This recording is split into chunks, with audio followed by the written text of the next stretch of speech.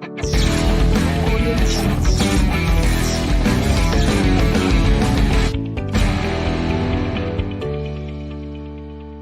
everyone, and welcome to the Hi, everyone. Welcome to another really live edition of Green Rush for Friday afternoon. I am the founder of Pro Cannabis Media, Jimmy Young, and the executive producer of this show, where we talk about the cannabis business every Friday. Now, please remember to like, share, and subscribe to all of our content, and thank you to our over 11,500 subscribers on YouTube alone. Now, our most popular show is our weekly We Talk News show, anchored by Elena Pinto, and that will follow this really live edition of the Green Rush at 6 p.m. Eastern. Okay, so today we start to repurpose some of the past interviews we've done over the past month on this show, and that includes also my little In the Weeds podcast that's been around for 4 years. Now, if you've been a regular viewer of this show, you know that one of my old media friends from TV, Tim Eagan, joins us from New Hampshire to tell us what's been going on in that state, since it remains the only state in New England without an adult use program. First of all, Tim, I am sorry to hear that you were not reelected to your post for the New Hampshire House of Representatives. However, it does sound like you are still going to be very active in the New Hampshire pro-cannabis scene. Tell us what you're up to now. Yes, Jimmy, you know, with all good politics comes the ups and downs that you have to understand how to live with. And while I wasn't reelected due to redistricting, I was excited that Darrell Eames, the executive director of New Hampshire CAN, reached out to me and said, are you still going to stay involved in being a pro-cannabis legislator or working with legislation? And we negotiated an agreement, and I'm now the chair of the board of advisors for New Hampshire CAN. The goal is to build out within the advisory board other voices outside of the cannabis industry that would see the success of an industry, like folks in finance, construction, insurance, information technology. Just like any other business that could come to a state, we want our legislature, our Senate, our governor to understand that there's a lot of businesses that can benefit from a cannabis industry the same way that it can benefit from manufacturing parts for snowmobiles or growing tomatoes. Now, interestingly enough, in politics these days, there is definitely a break in pro-cannabis or anti-cannabis along party lines, just like everything in politics these days. A recent poll did show, however, that 53% of Republicans are now supporting legalization of cannabis. In New Hampshire, the redistricting, how did that impact the Republican versus Democrat battle that goes on in every state these days? Well, obviously, New Hampshire's, they call it New Hampshire purple state, but we're sort of leaning conservative. The House has a one-person majority of our 400-member House. Republican has a majority, and the Senate has I'd say about a 14-10. But what we're realizing is that a lot of those new senators are younger, under the age of 60, which is not the norm in New Hampshire. We're traditionally older, and those older folks were sort of that more just say no Reagan generation. These younger folks are more the Gen Xers, the young baby boomers who grew up with cannabis as a cultural impact, as a societal impact. We'll pay a little homage to David Crosby. They grew up with CSNY and understanding that cannabis was something that allowed them to be more creative, more adventurous. And so we're seeing these senators now talk about positive-oriented legislation. Important factors that to them are making sure that edibles are part of a piece of legislation, because older adults like that. They don't want to have the carcinogens of smoking flower. So to have that kind of conversation with senators, where it used to be conversations of why can't you say yes when 78% of New Hampshire constituents are pro-cannabis, it's been a sea change and a very happy one. And of the 5 new senators that I know well that came from the House, 3 of them are Republicans and 2 of them are Democrats. So that's another interesting factor, that not only are the Senate members more engaged, but Republican senators are more engaged in pro-cannabis topics. The other thing that ties into this is when you talked about Republican nationally, I think you're seeing more and more of sort of the libertarian mindset of Republicans, those who are very sort of small government. And one of the things that in their mindset is I should be able to grow and consume cannabis if I want to. It's a sort of a libertarian mindset. So that's where I think you're seeing nationally Republicans being more pro-cannabis, where it used to be more of the hippie liberal Democrats. 9 years in the league, and it's nice to actually see them actually agree on something. And if it happens to be this plant medicine, I'm encouraged by that. That being said, how encouraged are you about getting some pro-cannabis legislation in New Hampshire passed? I couldn't be more excited right now. As the chair of the House Cannabis Caucus the last 3 years, it was sort of a tough battle, but it's been refreshing. The piece of legislation that I had been working on, and if reelected, it would have filed. I'm happy to say that was filed by our majority leader, Jason Osborne, our minority leader, Matt Wilhelm. So we have bipartisan support of this bill, House Bill 639. Also, what is very rare is when House bills are filed to have co-sponsors be senators. We actually have 3 senators on it as co-sponsors as well. They testified just yesterday at the House when the bill was introduced to the Department of Commerce. That's another part that makes us really excited, is that it was actually put in front of Commerce. Usually cannabis bills are put in front of public safety, and it's a lot about what is this going to mean for our kids and DUI and all those topics. Well, all those are equally important issues, but Commerce is going to look at it as an economic development play, as a job creation play, as a scientific research play, looking at the cannabinoid plant and saying, what else can we do with it besides it being something that you can enjoy like alcohol, or you could use medicinally if you were really a serious patient, but how else can we leverage this cannabinoid plant? So these kind of combination of factors are very exciting. Another part that really makes it exciting is we've built a coalition this time. Last time, I think it was a group of folks who were interested and they would keep in touch with each other. We actually have a formal coalition, the Marijuana Policy Project, the ACLU, the Americans Prosperity. If you know a little bit about those last 2 groups, they're usually never on the same page, the ACLU and American for Prosperity. So as well as a couple other trade associations, including New Hampshire Can, where I'm working with my colleague, their executive director, Daryl Eames. So the fact that we actually have monthly coalition meetings, we actually are building out through New Hampshire Can now a board of advisors to represent those areas of business that aren't traditionally in cannabis, so they can make their voices heard to the legislature. All that is very positive oriented information. And while we might hear the governor every now and then go, well, the current legislation, I'm not sure if I'll sign it, or, I'm not sure if New Hampshire is ready for cannabis, he never used to say anything. Now he's on his heels having to defend himself, and reading the political tea leaves, it's no stretch of the imagination that Chris Sununu has his eyes on the White House. He's basically said, when asked directly, are you going to run for president? Well, I'm a definite maybe. That's not a no. So now he's going to be in the spotlight. And if the majority of folks in the nation are ready for deschedulization of cannabis, that will allow it to be a sort of a states' rights issue and let states decide, he's going to be having to pay attention to this issue and be actively involved in the discussion of this issue. So all those mean that there's a very positive mindset in the legislature and the New Hampshire community that is pro-cannabis. All right. Well, so goes New Hampshire, so goes the nation. Let's hope, right, Tim, at this point, because we've reached an impasse at the federal government side of reform, and it does seem like the Republicans have started to look at this industry with a different eye because it has money attached to it, right? Well, conservatives have always been sort of the big business or business-oriented, trickle-down economy logic.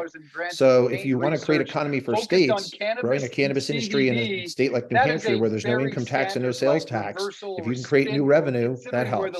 Nationally, if you're creating a new industry that is helping people with chronic pain or PTSD or anxiety, and it doesn't have to be medicinal sales, obviously there are folks that need it if their doctor prescribes it or they have serious health issues, and they should get advice and go to a medicinal store. But are those who are normally, hey doc, I'm not feeling well, can you prescribe me a pill? Or hey, I'm going to go to the liquor store and I'm going to have a couple belts because it's going to make me, deal with my stress. Cannabis is more of an alternative that isn't addictive and isn't as harmful. And I think society is beginning to realize that. What I like to say to people, especially in my role teaching at our cannabis studies program at Cashless University, is America is maturing on cannabis. Calvin, and just like anything else, when you mature, you understand it a little better and you can engage it a little better. Absolutely. That's Tim Eagan. He's now the new chairman of the New Hampshire Cannabis Coalition. Is that the official word? The New Hampshire Cannabis Trade Association, New Hampshire Can, and I'm the chair of the advisory board. And I'm always a big fan of Pro Cannabis Media and their fine leader, Jimmy Young. Yeah, and I was thrilled to hear about I appreciate the time as Why always, do you Jimmy. think it's All right, that's Tim Eagan. I'm Jimmy Young, the founder of Pro Cannabis Media. Don't go away. We have plenty more programming for you here on the 24/7 PCM TV network. That was Tim Eagan, now leading the New Hampshire State Cannabis Advisory Board. Now, let's turn to another excerpt from a recent Green Rush Live show that was anchored and hosted by David Rabinovitz. He created a great panel of guests to talk about the controversy over cashless ATM machines. Getting to cash and protecting that cash is an added challenge in this industry. And let me tell you, there are a lot of challenges when it comes to operating a cannabis business. Now, I thought David did a great service to dispensary owners out there who are always getting bombarded by salespeople in the ATM world. Right, David? Absolutely. So the questions, and so the salesperson, now I want to keep the answers to this one kind of short. I don't want to go too, because I think this is going to be important for the retailers, right? Salesperson calls up and says, go with my system. What are the questions? 2 or 3 questions, Ashley, without the reason why, just the questions that you should ask of the salesperson to know that you're not getting into a system that could be shut down. First and foremost, who's your sponsor bank? That's the first question you ask. First, okay, second one. Who's your sponsor bank? If they don't work with cannabis, it would appear, and walk I'm away. Not saying this with the okay. NFL, but next race one. certainly What do you have? an enormous role. Secondly, with cannabis. Oh, well, the next thing I would do, because I'm always like, all right, let's shorten this call, right? Oh, well, historically, could you please give me contact information for your bank? I want to verify. Lack of evolution on cannabis in this country. I want contact information for your bank. I'd be like, oh, when, non-disclosure. I'd be like, I'm happy to sign an NDA. We want right, but okay. So the 2 questions are: who's your sponsor bank? How can I contact them? What else? Secondly, I would want references.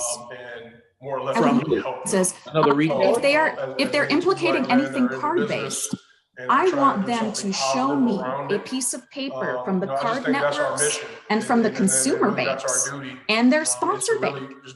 I want a piece of paper from each of them that specifically states they're allowed to use it and under what codes. I want proof. I don't ask questions anymore. It's like you provide proof, because this needs to go through a proper due diligence process for. So you need also the payment networks that are used too, Ashley, right? It's not just the payment networks that are used if they're operating supposedly on regional networks or. Yeah, that's exactly right. I said another way, how does the money move? Took so long to right. get And yes, all right, that's so a good Kathy, point. Jump in a little bit here. Let me get Kathy on, right? I want to, and Kathy, give us a few questions that they should ask. A retailer should be asking of somebody who's pitching them a payment platform to know that it's legit. And to speak about the social equity, I think that, first of all, the sponsor bank is the most important one. And secondly, how does the money move, which I just said, over what rails is that money moving? How quickly do I get my money? Another one is, what is the consumer going to see on the bank statement when if it's an ACH-based product, how is that going to appear? And, I think that that just in general, you probably want to go beyond the salesperson and talk to somebody. Let me talk to your head of compliance. Let me talk to someone about how your product works. You've got to get beyond the hard selling salespeople, because the merchant processing industry, forget just cannabis, across the globe, it is full of the best salespeople in the world. They're aggressive. They're often 100% commission based, and they know how to sell. And so you've got to get beyond that and talk to somebody and really understand that product and that business. Okay, I have a follow-up. David, I've got two. Can I throw two in before we move on? Well, no, because we're not moving on. I just want to clarify one thing, right? So you use the term the rails, right?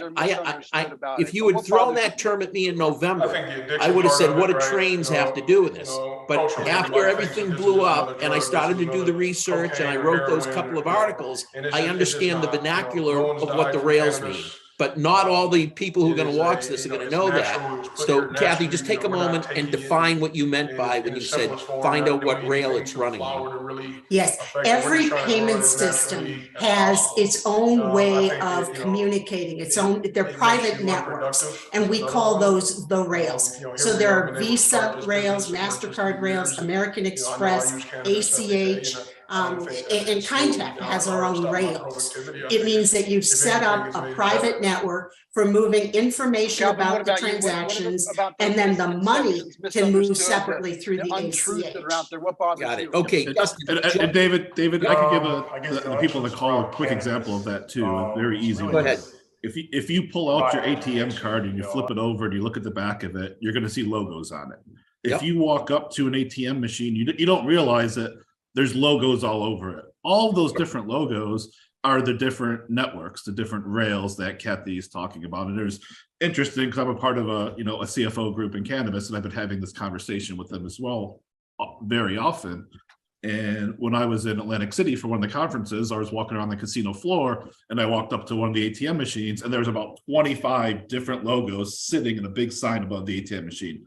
I snapped a picture of that, sent it to the whole group, and I'm like, this is what I'm talking about when I talk about the rails or the networks. All those logos, they're all the different networks this ATM works on. Got it. Dustin, jump in. So great suggestion so far to really get to the bottom of it. I would actually ask specifically who is involved at every step of the way in the flow of funds from the consumer's account to my bank account. Who are those parties and how many are involved and how long does the money stay at each one of those parties? So that's one question I would ask, and I would confirm, not just ask. And the second one is, this one's a little bit esoteric, but it relates directly to the cashless ATM. There are states that have non-bank registries where you are required by law to register every non-bank ATM. According to lore or claims, these are ATMs. If these cashless ATMs actually are in fact ATMs, like the big clunky ATM that's sitting over in the corner, then they must be registered with the state. And if they're not, then they're in violation of the law. Massachusetts has a very robust and very visible non-bank ATM registry. So, if you're a merchant and you are running a system that claims to be an ATM, then it needs to be on that registry. And if it's not, then you have to determine why it's not. As we get closer to that magical 4:20 moment in our Friday afternoon, I've kind of gotten away from an explanation about why that time is so significant and why it is embraced by the cannabis community. Now, it all started with some high school kids out of California in 1971. Those so-called Waldos would meet across the street from their San Rafael High School and fire up on a regular basis. Now, eventually, law enforcement would catch up with this kind of behavior, and before long, your police out there, well, they were using the numbers 420 as code for public consumption of cannabis going on. Ooh. Now, one of those Waldos was friendly with a member of a band called the Grateful Dead. And needless to say, that band enjoyed partaking in weed, and they embraced 420 and shared it with their Deadhead followers, and it grew like a weed from there. Now, 1971 also happens to coincide with the year that I first tried cannabis. I was 14 in the 8th grade and kind of a rebel. At the time, there was a folk rocker named Jonathan Edwards from New England who was pretty popular and wrote a song called Shanty. Well, every time me and my friends would hear that song on the radio, we would find a place to fire up. And now you can too, as we listen to the classic song by a classic musician from New England. Back after this.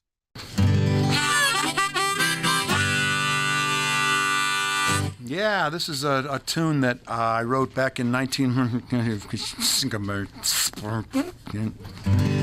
I've forgotten.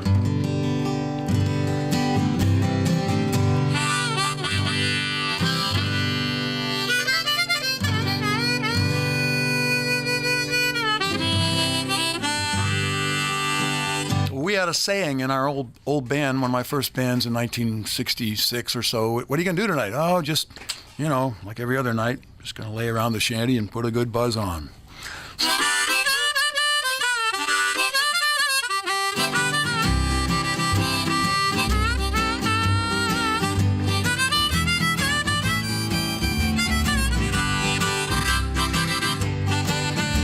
Gonna sit down in the kitchen, fix me something good to eat.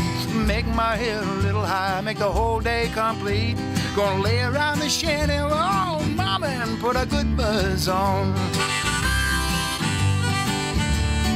Pass it to me, baby, pass it to me slow. We'll take time out to smile a little before you let her go. We're gonna lay around the shanty, oh mama, and put a good buzz on.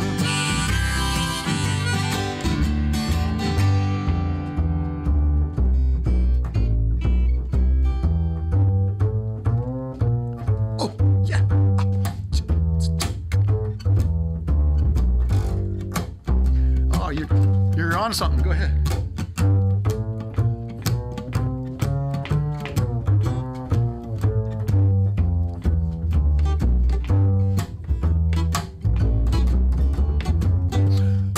Rick Brodsky, everybody.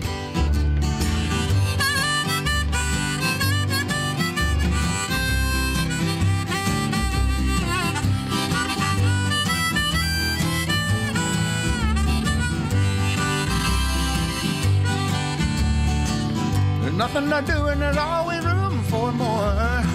Fill it, light it, shut up and close that door, baby. We're gonna lay around the shanty, mama, and put a good buzz on. Take it, okay.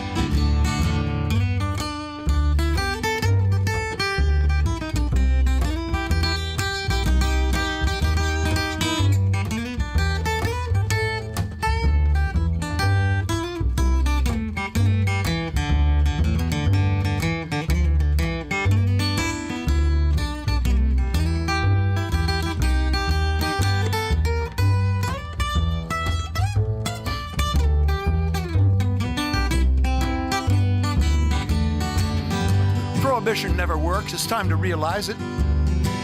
It grows in my backyard, it's time to legalize it. We're gonna lay around the shanty, mama, and put a good buzz on.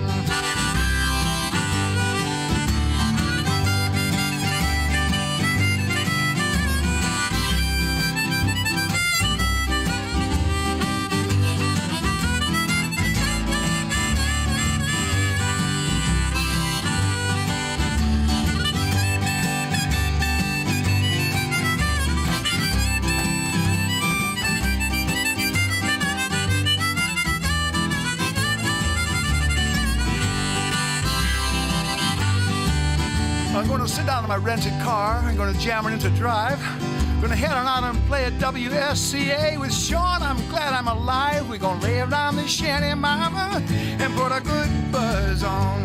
Every night and day, we're going to lay around the shanty, mama, and put a good buzz on.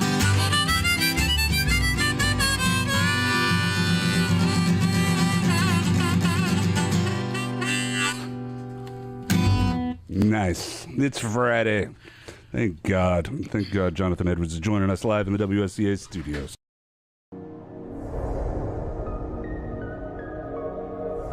Which at first I thought, oh, I don't know if I'm an activist. but I have, held a bullhorn on the State House steps. I have frequently testified before the Cannabis Control Commission and the state legislature, and I'm not, shy about criticizing where I see, mistakes being made. So yeah, I think that's what differentiates me, just an appreciation for the plant. And then also I'm a cannabis entrepreneur myself. I've started businesses, so I've lived that entrepreneurial journey. I know how hard it is. It is absolutely a marathon, not a sprint. So I think that, I'm in the game, not just on the sidelines.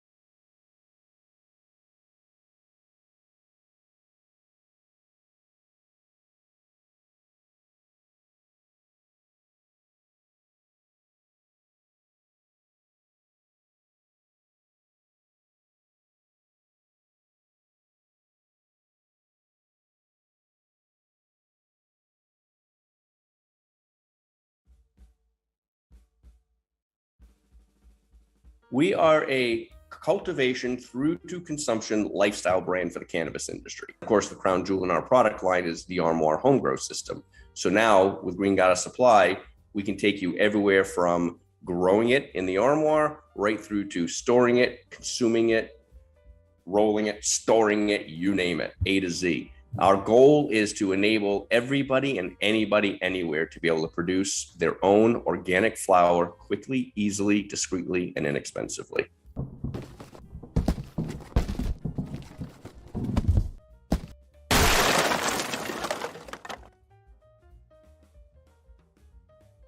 Now another one of those great interviews and guests that we've had on recently. His name is Brian Applegarth. He's the founder of the Cannabis Travel Association. They're hosting a virtual World's Fair next week online, February 7th and February 8th. You can find out more about that event if you log on to the Cannabis Travel Association website or events. You can register and get tickets at events at cannabistravelassociation.org. Here's an excerpt from our interview with Brian Applegarth. Everybody likes to travel when you can travel. And those in the cannabis space sometimes have to be a little wary when they go traveling. And we also have learned a valuable lesson this year in the news. Try not to bring your hash oil vape through the TSA lines, because you could end up in a Russian jail, let's just say. Hi, everybody. Welcome back to Green Rush Live. I'm Jimmy Young, the founder of Pro Cannabis Media and sometimes host of this show. Doug Miller is alongside down in New Jersey, and he is our keep an eye on the markets guy. And joining us as our guest this half hour is Brian Applegarth. He is the founder of the Cannabis Travel Association. Brian, thank you so much for joining us here today. Hey, Jimmy, thanks for having me. I'm very excited to have this conversation today. Yeah, well, we've already had one that was kind of off the record, but this one, just remember, we are on recording and all this, right? All right. What I find most interesting about your travel association is that you're actually, a not-for-profit organization. You're actually trying to educate the industry about how to handle cannabis. Is it accurate? Educate. That is correct. Yeah, we're a not-for-profit. We're an international organization, not-for-profit. And our three pillars are advocacy, education, and networking. The cannabis travel trend is a really exciting and also a very complex space. And there's a lot of stigma to navigate. The plant is incredibly complex, packed with therapeutic compounds. So we live at the intersection of the travel industry, and the cannabis industry, as well as hemp often as well. So we really try to facilitate meaningful dialogue, collaboration, networking, education, and advocacy right at that intersection. Yeah, and you do a regular report on the state of the industry, kind of a thing with data and all that neat stuff. We do, yeah. The organization was started, I founded that in 2017, right at the end of the year before it legalized in California. So we're in our 6th year. We're very proud of that. It wasn't an easy haul at sometimes with COVID and all these curveballs that we have today. But we have an amazing team and amazing talent that have come together to make this all happen. So yeah, we have some things that we hang our hat on. What you just mentioned is our annual cannabis travel data report. And this is our 3rd one. We put it out every year, and it's the latest data and information around the cannabis travel trend. We've had data points that really speak to the economic power of the visitor spend in cannabis shops and lounges, and also the multiplier.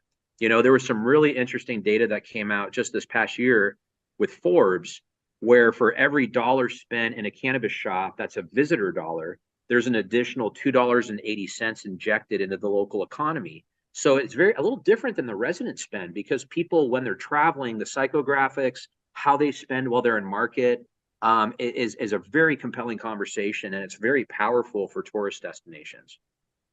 And of course, the rules change pretty often, pretty regularly now. Yeah. You know how excited I am about the U.S. Virgin Islands making it legal, and in my dreams, I hope to get back down there.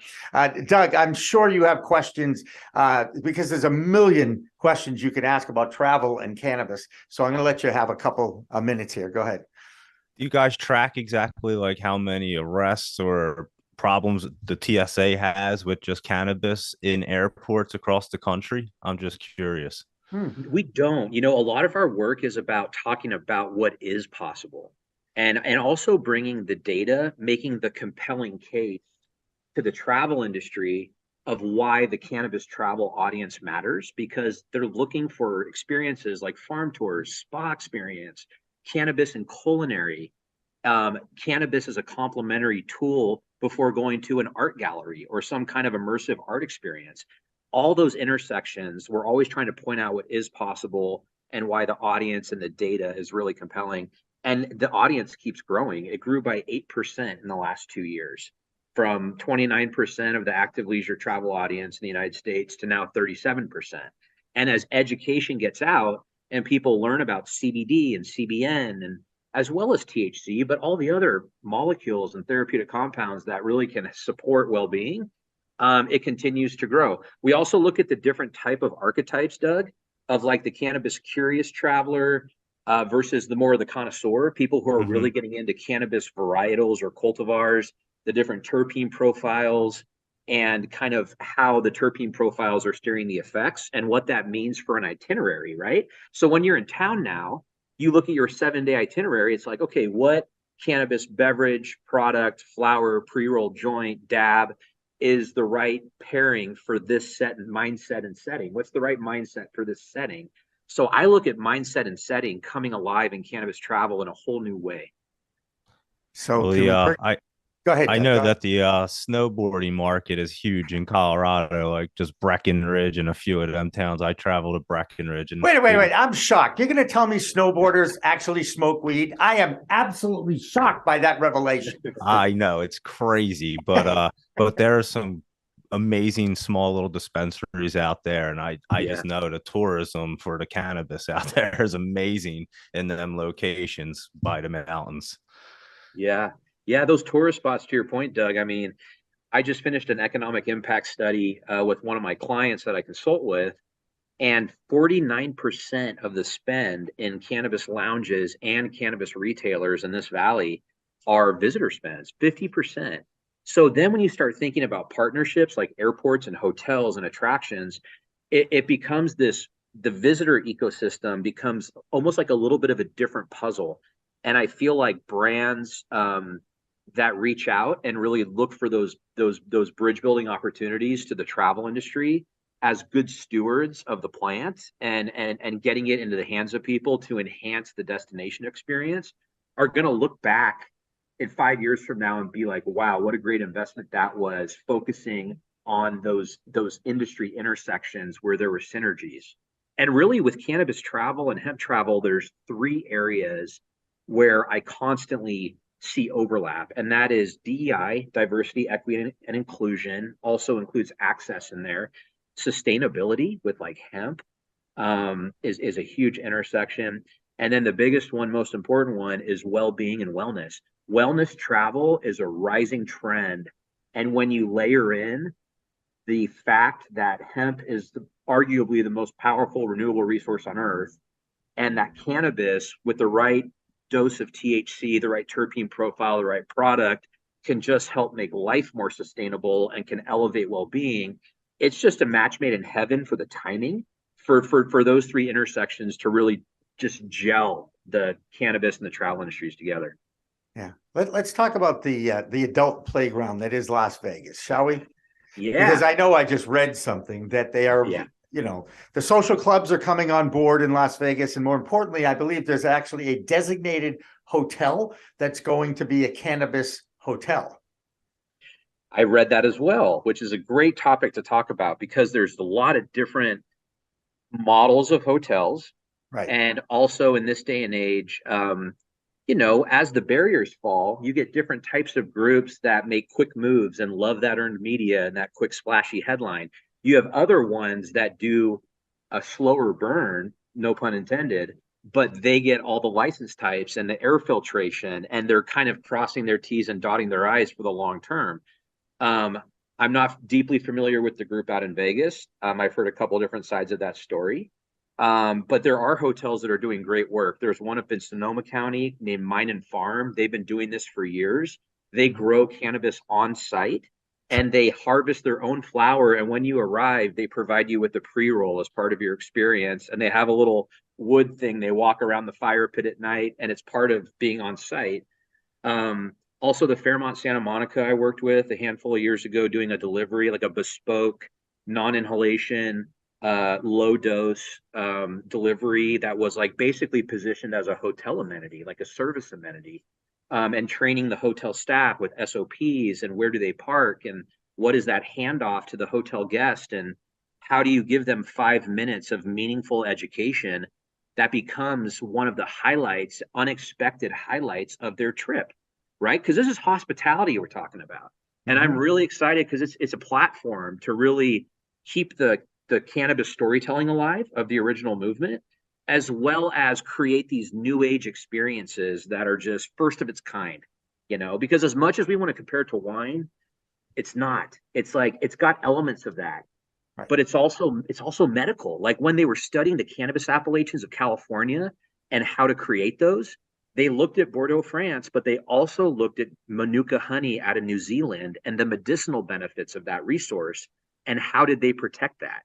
So, and brand that, right? So it's an incredibly, that's why I always bend back toward well-being. It's like, it centers around well-being, and then it dips into recreational and leisure travel. And it also has medical travel in there, as well as groups and conferences and everything else, events, etc. Now you brought up something I'm going to go back to for a second here. The 50 years old and older plus generation, if you will, is the fastest growing demographic in the cannabis space right now. We know statistically now that over half of the American population that's over 21 has access to legal cannabis. So as you mentioned, a bunch of industries are kind of morphing into one or are going to, embrace each other. I'm guessing that's a great sign for the travel industry, because isn't that the most active travel group too?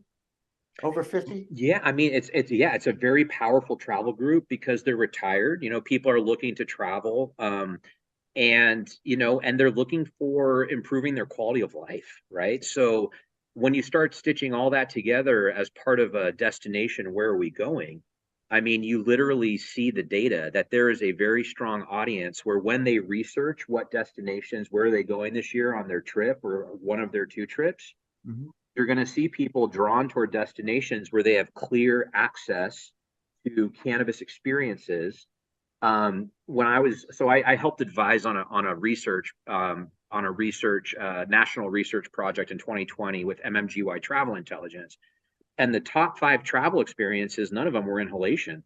The first one was visiting a cannabis shop, was an attraction in itself, which begs the question, how are cannabis shops thinking of themselves as a cannabis attraction? And I'm talking about right? A destination within a destination. I call them a destination. destination dispensary, like Planet 13 in Las Vegas is a destination dispensary. Excellent example. Excellent example. Yes. And they're very well built for big groups because of their size, scale, the way they present. So you have these destinations that are being built that are all cannabis focused. Absolutely. And it's a really big opportunity. And to your point about Vegas just turned on. Lounges are coming alive in Las Vegas. Yeah. Las Vegas, as most people know, is already this extremely unique destination that is just a feast for the senses. Everything from Cirque du Soleil to the food to walking the strip. It's an incredible, artistic, immersive destination as is. Now, just imagine how cannabis is going to layer into that. It's going to be amazing to watch happen. I think Vegas is also one of those where you are going to see cannabis live in the well-being and wellness centering point that I talk about. There's already a spa experience there that I just wrote a blog on. It's like $700 for the day or something. It's a full day thing, CBD, wellness, et cetera, et cetera, et cetera. But where Vegas is going to be really interesting, I think, is that THC rich sensory enhancement. What is the effect pairing?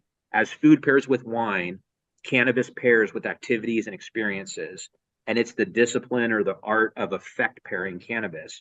What kind of cultivar is the best precursor to what kind of setting, right? Are you going to see Cirque du Soleil? Are you going to amazing Michelin star dinner? Are you looking for a night of intimacy with somebody that you love? What is the situation here tonight in Vegas for this trip? And cannabis being an enhancement tool for that experience, I think Vegas is going to be a market to watch this next year, 100%. As we were going over the files of the past month's shows, one of my favorite segments was when we had 2 owners of dispensaries from 2 different states on. Rob DeFazio from the CNA stores right here in Massachusetts, and Mitch Trellis, the CEO of Remedy, a new adult use and medical dispensary in Maryland. I love that. And I love that there'll be a little bit of a weed battle up and down the East Coast now. Massachusetts was first one in, right, Rob? Yeah, they won't beat us. That's okay, though. Oh, don't take it the wrong way, Rob. We're about to kick your teeth in, my guy. Don't worry about it. I love good competition. Josh or Doug, if you want to jump in and ask either one of these guys a question, have at it. Yeah, I'd like to know the difference, Rob and Mitch, between the two. I'm looking at Headset's data from last year, and it looks like Massachusetts for the entire year of 2022 pulled in about almost 1.5 billion compared to Maryland's almost half, $500 million. So Maryland's pulling in $1 billion more. What's you guys' opinions about why? Is it just more stores? Is it people coming from out of state? Mass is rec and Maryland isn't. Yeah, Maryland's medical and Massachusetts is rec. Right. So there'll be a huge, and this is what Nick, you're gonna see in Maryland is, as it opens for rec, you're gonna have a huge supply problem, because depending on how you guys are getting all that and how they regulate that, like in Massachusetts. If you had a medical license, you had to grow one room for medical product. Whereas if you wanted to sell rec, you had another room for rec. Then they realized how insane that is. And insane that is. They just said, hey, you know what? As long as it's tracked and you have a license, whether it's a medical license or a recreational license, we can track where that product goes. We actually have just like most of the country, we have an oversupply issue in Maryland, because while we have a limited number of growers, 18 to 20, they have an unlimited amount of canopy space. So the average grower in Maryland has about 150,000 square feet of grow. So right now it's square foot or canopy? It's square footage. Okay. So what the numbers that I can throw out at you are all anecdotal, but how do you store weed? You blast it, right? You make it into oil. We believe that there's kilograms and just massive amounts of oil stored in the state of Maryland. Like when rec comes, there's going to be hundreds of thousands of vape carts available in the state of Maryland. The capacity in Maryland is very, very high. So we just don't see that happening. At the same time, we've built a model where we have partnerships with the brands, and the brands have store within a stores inside of our stores. And so it's like a Nordstrom's model. So one of the things that we're able to do is, it kind of ensures supply, because those suppliers don't want their store within the stores, which basically act as extra storefronts for them to not have supply. Right. So for whatever weed is around, should theoretically go to their stores first and then to our store next. Yeah. Question. So can I go ahead? Yeah. Oh, sorry. So Mitch, you don't grow in-house everything in Maryland? No, we're not vertically integrated. Nope. Okay. Is there any dispensaries? Say again? Are any of the dispensaries vertically integrated that can actually grow? We have a bunch of MSOs in the state of Maryland and a couple of local vertically integrated dispensaries. But again, the price of the weed has dropped about 65% in just the past 12 months. What we were selling for $60 last year, we're selling for about $25 this year. Right. And Rob, you guys in Massachusetts are going through the same thing. Of course, same thing. We're all going through the same thing, man. They took all that money out of the stock market that used to build giant grows, and they're all overbuilt. So what you're going to find is it's going to happen just like it did in Portland and Seattle, where they've got these massive grow facilities, but they don't have the distribution chain. So being vertically integrated like we are makes a huge difference. So you get into the, I've got 3 stores that I can supply for my 20,000 square feet of canopy. So totally, that's a good amount of product that I can leverage. But like Mitch is saying, you partner with other dispensaries that maybe don't have or do have a grow facility, so that the biggest thing when you look at a store, it's like when you go to a liquor store, right? You don't go to just a Budweiser store or just exactly right. You don't go to a Bud Light store. I say it all the time. Nobody shops at the Frito-Lay store. So when we first opened, we thought, hey, 6 cultivators should be able to provide us our product. And within the first month, we almost ran out of selling eighths and pre-rolls, because that wasn't enough. We couldn't get enough of it. You need some from everybody. Yeah, our demand in Massachusetts outweighed the supply significantly. Now, like Mitch is saying, all these big companies came in and started building these big sites. And what's happening really is there's a lot of smaller cultivators in Massachusetts that are going out of business or needing capital. And what they end up doing is they end up basically giving away 95% of their business so they can stay alive. And it's because they maybe run into mold problems and they don't have an extraction system to where they can mitigate that, or they just don't have the supply chain or the distribution chain set up yet. So they're growing it, and like Mitch is saying, they're just putting it into distillate because that's the easiest way to keep it. And I was going to ask, what's the storage? What's the shelf life of distillate versus flower? You can first of all, we don't call it distillate, we call it hot dog water. So the shelf life of hot dog water could be, who knows? It depends on how nasty you are. Yeah. But no, it's good for a while. And the problem though is anytime we make a product in Massachusetts, it's got a 1-year expiration date on it. Exactly. So it's not like I can take all my flour and make distillate and wait 3 years and then put it in a vape cartridge and go. As soon as I make that distillate, that clock starts from an expiration standpoint. As soon as I make a concentrate, it does that. So that's where it's got to be critical. And this is where you might see a lot of companies going out of business because of the fact that they built too big. Just like you saw in Seattle, where they had these massive 200,000 square foot facilities that they built out everything. And, it's the Field of Dreams effect, right? This is another reason.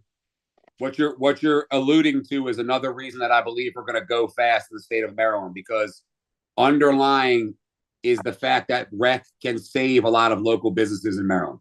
Yeah. At the end of the day, a bunch of people have spent a lot of money and got themselves in very tough positions, and rec, it absorbs all of the available supply. You guys both can learn a lot from Washington. You're not going to have 400 tomato farmers, but I don't think you're going to be able to compare it to alcohol industry, but rather more of the tomato or coffee. So with Washington State is the world's leader in hops. So we grow this one hop and then everyone makes their own beer from it. You're not going to have that in the cannabis industry where one manufacturer grows cannabis and then we all make product from it. It's going to be more like tomato farmers who are at the grocery store. That's a collective of really small farmers that come together and provide one commodity, just like coffee on a global scale. So I think your shift will come way down. And if you look at the average basket price in Washington, we're only paying $32 on average when we go into a store. In Massachusetts, people are spending on average $72. Maryland, they're spending $97. So that depends on the tax. So that's really, if you look at our average cart, like our average cart's about $65, but that's with tax. And we have no tax. So ours is exactly what you said. Yeah, we have the highest tax in the whole country, and yet we have the lowest price because of the convenience. You go and buy what you want when you want. So why is it that in Maryland you guys are spending, $97 on average, and in Massachusetts it's only $72? What is it? Because it's medical. It's number one, because it's medical, and number two, because there is still a. But what does that mean though to the audience? What does that mean if you're medical? You buying more, or is it more expensive? It's more expensive. So despite our oversupply, our base price is still higher, right? Because we don't have the number of growers. At the end of the day, there's still only 18 growers here that I can buy weed from. Versus you have, correct me if I'm wrong, what, 1,000, 800? We only have like 500 now. It came way down. You used to have 800 and now you have 500, correct? It was like 1,500 at first. Yeah. This is exactly my point. So the reason why it is higher is because when medical patients come in, they usually buy a higher quantity for the month, as opposed to, and someone might come in, Mitch, you might be able to talk to this more, but your price also is being controlled by the 18 growers. So he's buying it wholesale. They're setting that price. And to a certain degree, yes. Especially the higher quality products and the manufactured products, right? So at the end of the day, my guys, I don't have people in the state that sell high quality gummies for the cents on a dollar that they do in a place like Washington, right? So if I want the high quality gummies and I live in our stores are more premium stores. If I want the higher quality products, I'm still, like you said, I'm going to pay a certain price because that's the base price, right? And listen, that's how a lot of these businesses are surviving right now, right? So they sell flour at a loss or at break even, and then they make money on their manufactured products. And listen, like you said, a lot of people are going out of business right now, or a lot of people are literally selling weed for less than they grow it for cash. They're trying to keep the doors open, and you saw that in Washington, but really here, when it comes to what we're seeing is you've got people coming in that have these massive grows. They have their first harvest. It's not the greatest of weed because it's their first harvest. Of course. So what happens is, they try and sell it for that premium price and nobody wants to buy it because they can get higher testing THC, better quality for a cheaper price, more consistent price. And then what happens, they get stuck with this glut. So either they extract it all and go super cheap on gummies or edibles, or they just sell it at a low price. And you've got your $15, $20 eighths at that. Yep. Okay, there's the highlight segment of our really live Green Rush show. If you'd like to take part on one of our shows, you can contact me at jimmy@procannabismedia.com. We are putting a call out there to all of our past guests to rebook them, perhaps even in the next week. In the meantime, we are taking another break. And on the other side, we've got Josh Kincaid from The Talking Hedge and Doug Miller from High on Wall Street. So don't go away. Green Rush Live continues after this. Don't tell anyone, because we're still planning, but this could be the most impactful event for Massachusetts licensees. It's the Can of Flower Show.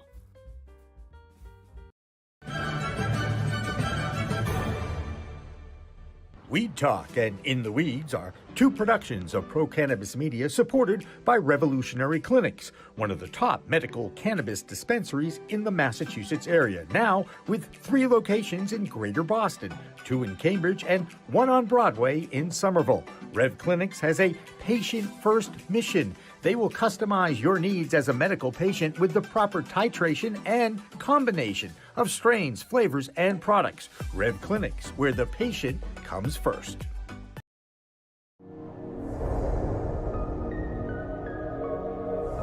Which at first I thought, I don't know if I'm an activist, but I have, held a bullhorn on the State House steps I have frequently testified before the Cannabis Control Commission and the state legislature, and I'm not, shy about criticizing where I see, mistakes being made. So yeah, I think that's what differentiates me, just an appreciation for the plant. And then also I'm a cannabis entrepreneur myself. I've started businesses, so I've lived that entrepreneurial journey. I know how hard it is. It is absolutely a marathon, not a sprint. So I think that, I'm in the game, not just on the sidelines. Bay State Cannabis Report is supported by Holyoke Cannabis, Holyoke's finest cannabis recreational experience.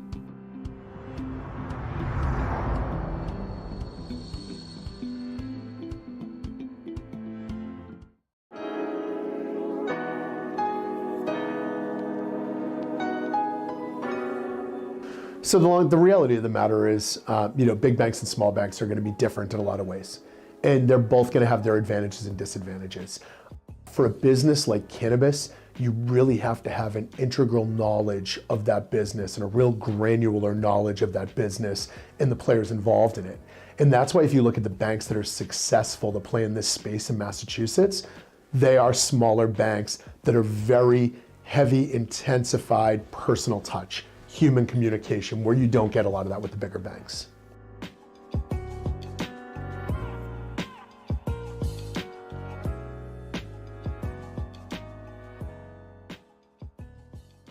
The Vermont Cannabis Report is supported by another Green Mountain business, Cannatrol, winner of High Times Best Dry Cure System. Check them out at cannatrols.com.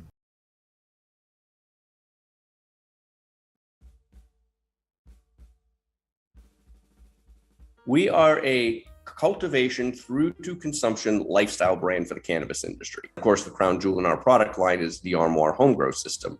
So now with Green Goddess Supply, we can take you everywhere from growing it in the armoire right through to storing it, consuming it, rolling it, storing it, you name it, A to Z. Our goal is to enable everybody and anybody anywhere to be able to produce their own organic flower quickly, easily, discreetly, and inexpensively.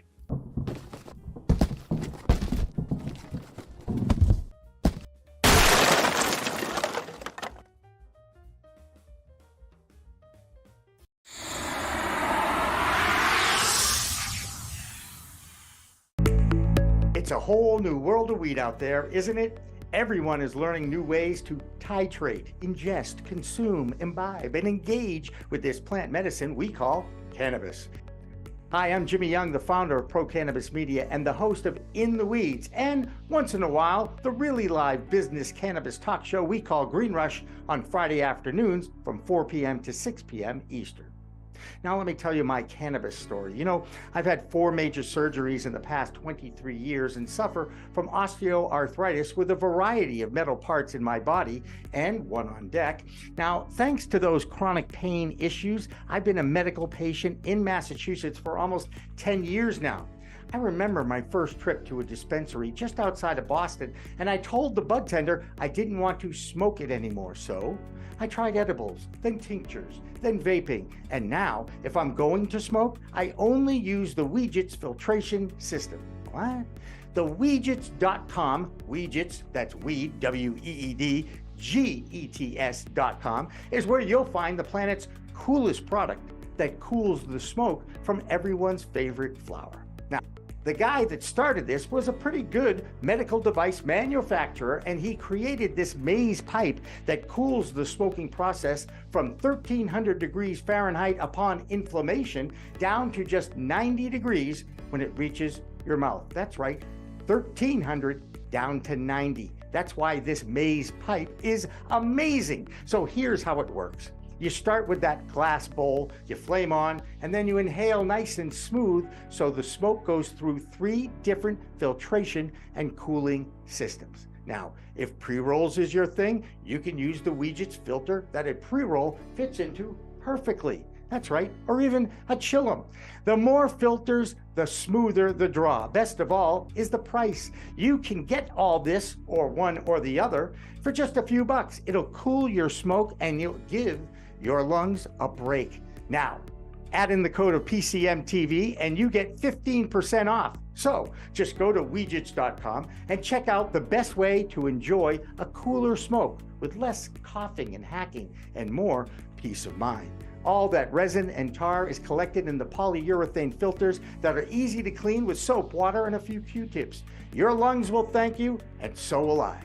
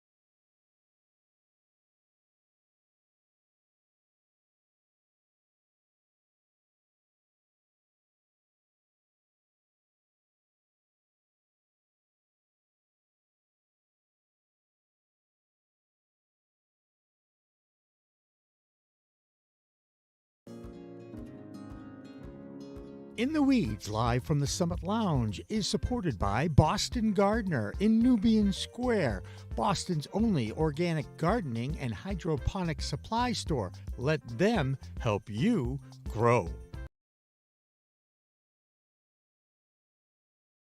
Live from the Summit Lounge is supported by CNA Stores in Massachusetts, a veteran-owned and family-operated dispensary in Amesbury and Haverhill. It has the best selection in the state and a dedication to the community north of Boston. In the Weeds live special is supported by Yellow Labs, raising expectations for performance from THC-infused oral sprays of 3 milligrams delivered under your tongue and made by Berkshire Roots with 2 locations in Pittsfield and in East Boston.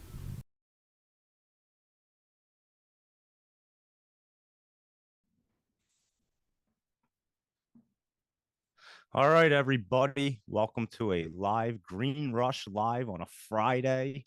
I'm Doug Miller, your host, and we have the most interesting guest maybe we might have ever had. Let me make a proper introduction and really tell you who this man is. He has survived cancer. He's gone through chemo and radiation back when he was in high school. The man's had a spine fused. He was addicted to opiates. He's not afraid to admit it. The guy's a handyman. He knows how to do everything in construction. And I mean, electrician, plumbing, you name it, the man can do it. I've watched him do things. He knows his cannabis industry. He was in EMS. He's had so many Instagram accounts shut down. It's like hard to even track him down that he just stopped even caring about how many followers he had. And I know that for a fact. He's always has a tie-dyed shirt on. And the man's name is John Frank. And I've met him on Instagram a couple years ago. I was following him around just on Instagram. I just found him to be very, very interesting. And here we are today. We've kept in touch through Instagram. First time we ever met face-to-face, to be honest with you. And it's a pleasure. And yeah, I just want to ask you many, many questions, but thank you for coming on to our show. Absolutely, brother. You know it. Maybe I'll drop him with a little bit of the heat. It's your boy with the joy. WJ Dirty Dank Jersey, the NJ Gasquatch, the Puerto Rican Sasquatch, staying stony no baloney on nothing phony. I've got that fire you desire to get higher. I'm the man on the gram with the ganja in my hand, and I have a plan. I love it. I love it. And here's our other host, Josh Kincaid. Everybody knows him. Welcome, Josh. How are you today? Doing good, Doug. Good, good, good. And this is John Frank. He is our guest today. He's an interesting man. And I just wanted to start off and ask you first, because I don't even know this. What kind of cancer did you have back in high school? Sure. And I actually still have it. I have stage 2 non-Hodgkin's lymphoma. I basically have a tumor in my lower lymph nodes in my groin in the right side. And yeah, I battled it with 9 months of high-dose chemotherapy, adriamycin, Cytoxan, vincristine, and Rituxan. And then I did, I think, about 33 radiation treatments. This was all at Fox Chase and Hunterdon Medical Center. So it was a long battle, but we beat its butt back. And unfortunately, it is inoperable. So I live a life of monitoring. Well, that's an amazing story in itself right there. I can tell you that because I unfortunately lost my mother to cancer, and I just know the battle it's a real battle. And absolutely. Yeah, it's just a blessing that you're even here and that you have that positive outlook and you just keep on cruising through. But yeah. And then, so is that how you ended up becoming addicted to opiates? Yeah, no. I was LDS Mormon. I was getting prepared to go on a 2-year mission at the age of 18. I had to kind of choose either go on a mission or accept one of these 25 Division I, Division II scholarships for football. I was all state, for track and field, shot put. I had a lot of good things going for me, and cancer kind of derailed that and exposed me to narcotics. It exposed me to prednisone and all kinds of stuff, and created a large chemical imbalance and a lot of chemical dependencies, which unfortunately set me off on a very self-destructive path. Yeah, I've noticed that. I saw that you spent some time and unfortunately did some jail time rehabs to rehabilitate yourself. And like I said, your story is absolutely amazing. And that's why I wanted to have you on as a guest. For one, you're an awesome dude.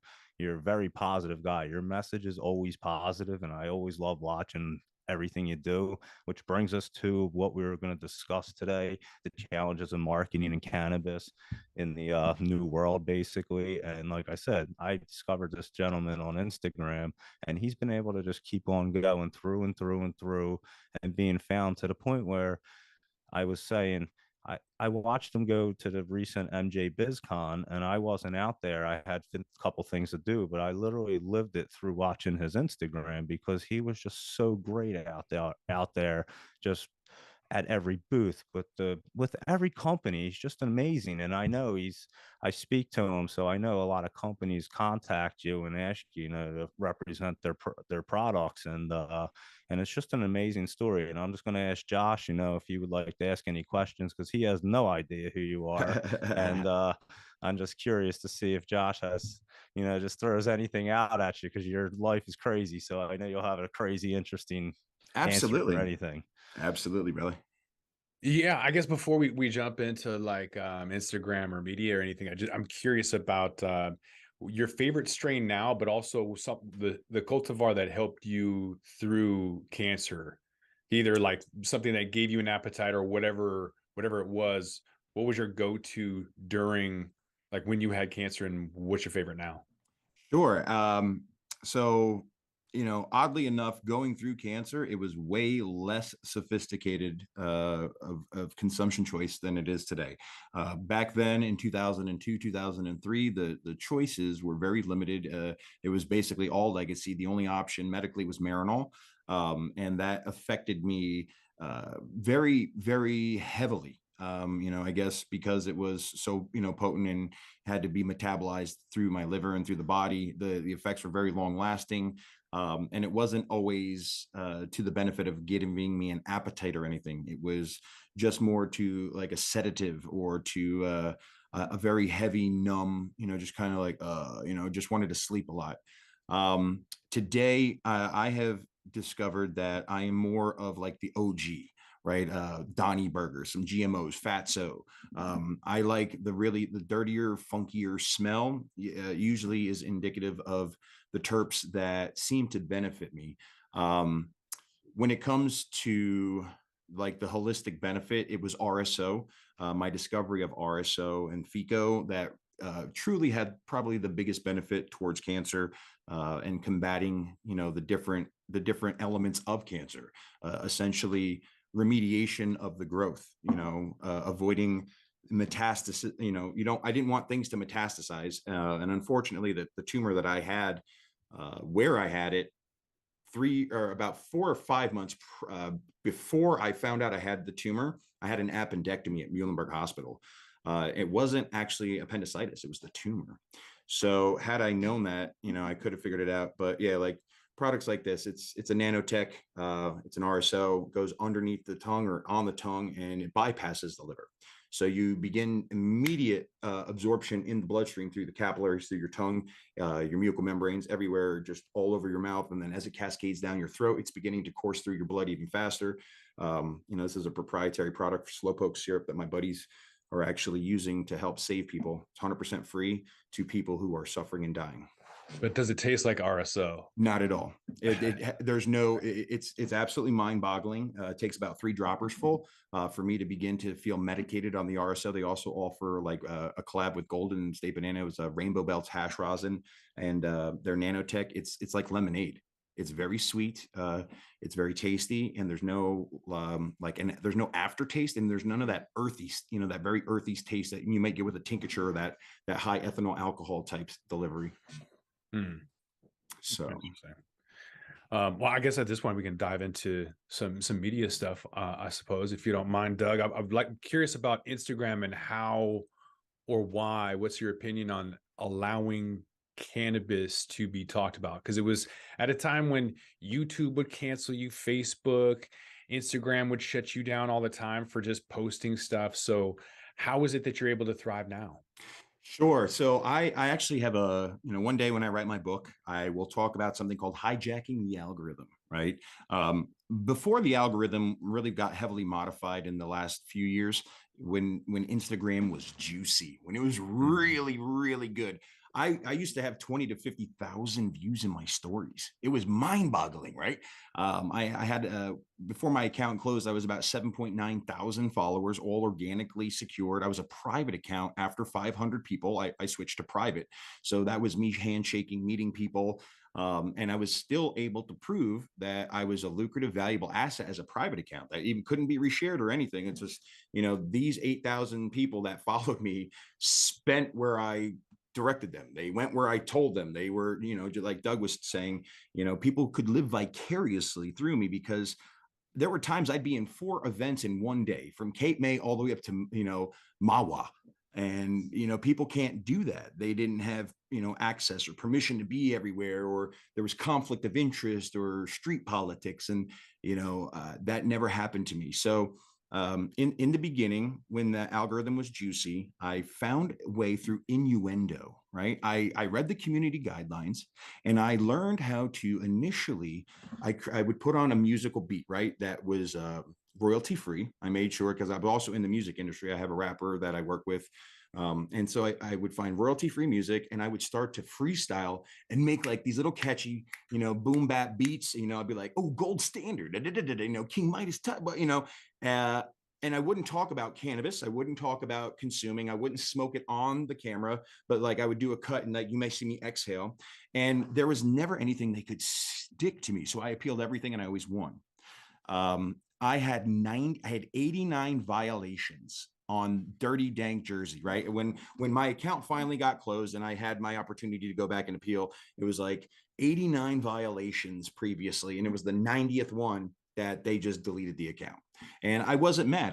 One of the things that I was notorious for, there was no commercials for legacy brands and operators. My friends who bought Jokes Up stamps, a lot of my buddies in New York City, Manhattan, Bronx, Brooklyn, shout out like Smoke Betta, people like that. These were brands that I wanted to share here in New Jersey. Nobody had that kind of cannabis. Everybody had this just garbage stuff. You had to trust some weird dude in Plainfield who, it was just odd stuff. It wasn't, there was no lineage, there was no genetics, there was no names. It was just a little blue, red, or clear bag. So it was, it was interesting to say the least. I'll let you chime in. Yeah, no, I was always amazed how you always just like constantly went and pushed the envelope on Instagram, and I would watch like other people. Obviously, I follow people, and yeah, I see people's accounts getting shut down left and right. I have a buddy that like literally his account gets shut down, and within 3 days he'll have 20,000 followers, and I'm just like, how the heck does he do that? Like he just has that kind of following that people love him, and I was just always amazed. I'm like, wow, man, 30 Thanks, he just keeps going and just doing like cool things. And like he said, he goes to all these underground events in New York, and he's up in the North Jersey area. So he visits the New York scene a lot, and that North Jersey scene. He also comes down to my area in the Philadelphia area. So he's all over the place, and he just knows how to show the industry off the right way. And I always enjoy just following and watching what he was up to. And like you said, he would take a lot of legacy brands. They were just guys that knew how to, and I speak about this often, the quality of cannabis and growing it. And he finds these guys that are growing it the right way. You can tell these guys are amazing. Like these are the guys that the dispensaries and the big companies, the MSO, should be hiring to oversee their grow operations. And these guys are doing little grows, and they're just knocking it out of the park. I mean, I've seen the stuff this guy has, and with Dirty Dank smoking, and it's always Dirty Dank. And that's pretty much where he got that name, I'm pretty sure. Yeah, the problem with that is, though, and it took me a long time to understand this, the best cannabis is not scalable for profit, right? Growing in living soil, indoor, organic, with the kind of attention that it requires, and it's love. Like, my Flavor Farms, my buddy Paul, Green Dragon Hydro, Medman, all these different people that I've watched cultivate and grow, right? The one element that you can't buy in a store is love, and is that interaction that you're going to have, giving that plant your time, your energy, the carbon dioxide as you exhale, right? That's why, like, there's been scientific studies that show people who have an intimate relationship with their flora actually can have more robust yields and larger, more beautiful vegetation. You're literally sharing your electromagnetic field with this plant. And these are things that are lost to people who I call asleep. When you start to wake up and I understand that the world is vibrations and frequencies, and that, we have a part to play in it, and that we can enhance, we can amplify, or we can take away. And that's, to your point, you always say I'm positive. I've learned today that I need to contribute. I contribute more than I consume, right? And through that singular process, I am able to justify my existence here. Right. And so on my worst day, I know as long as I'm contributing something, that somebody's getting benefit somewhere. And so I can't be upset. I can't be suicidal. I can't be depressed. I can't go backwards. I can't do something to hurt myself. So that's why the plant, is allowing me to change people's lives. We're coming together now that we're using, like you're saying, all these legacy brands and stuff that I've helped advertise over the years. They're finally seeing that the value in what I do, to the point where they're willing to put up some personal, skin in the game. And they're saying, hey, let's take this and go to the next level. Let's get some production. Let's do this marketing thing the right way. Let's, if I'm out here in BizCon, I'm out here at Las Vegas, what's to say you pay this 6'7", 300-pound man to wear a shirt with your company logo on it, right? And, but that's the other point. I'm not for hire like that. You have to have a product that is there to either change the community or the world, or benefit. I'm not going to, I'm not so much if it comes from China or anywhere, but it has to actually just benefit the community. I cannot be hired to promote just exploitative extraction mechanisms. That's the worst thing. I did the NFT scam stuff, and I saw what extraction mechanisms are. And then I got the bigger taste of what capitalism today looks like. It's a bunch of people misleading each other. That's why the world's laughing at America. They're like, look at these idiots. They're all running around chopping each other's heads off. If they only knew that they could come together and unify and create the best of the best. teamwork always wins for real. And I agree 100%. It's been, our country's been divided, but we won't get on that subject. Of course. Whole nother thing. But I have another question. What other social media platforms do you actually like for cannabis? Twitter's great. I just got into it recently. The problem with Twitter was, before Elon Musk got his hands on it, it was just useless. It was just sex, pornography, bots, just nonsense, right? So and that's the thing. A lot of people today have to get into the different apps like Discord. One of my most powerful tools in cannabis marketing and advertising today is my Discord. I am able to have a place where I give people their roles and incentivize them. I can do giveaways, ads. I can sell ad copy, right? I can also create independent micro ecosystems inside of this, so that as I say, hey, my followers should become moderators. My moderators get a paid position eventually when they start generating income utilizing that. So Discord is imperative. YouTube, right? Trying to get those 1,000 subs and to establish, followership. I've been trying to tell people for a long time.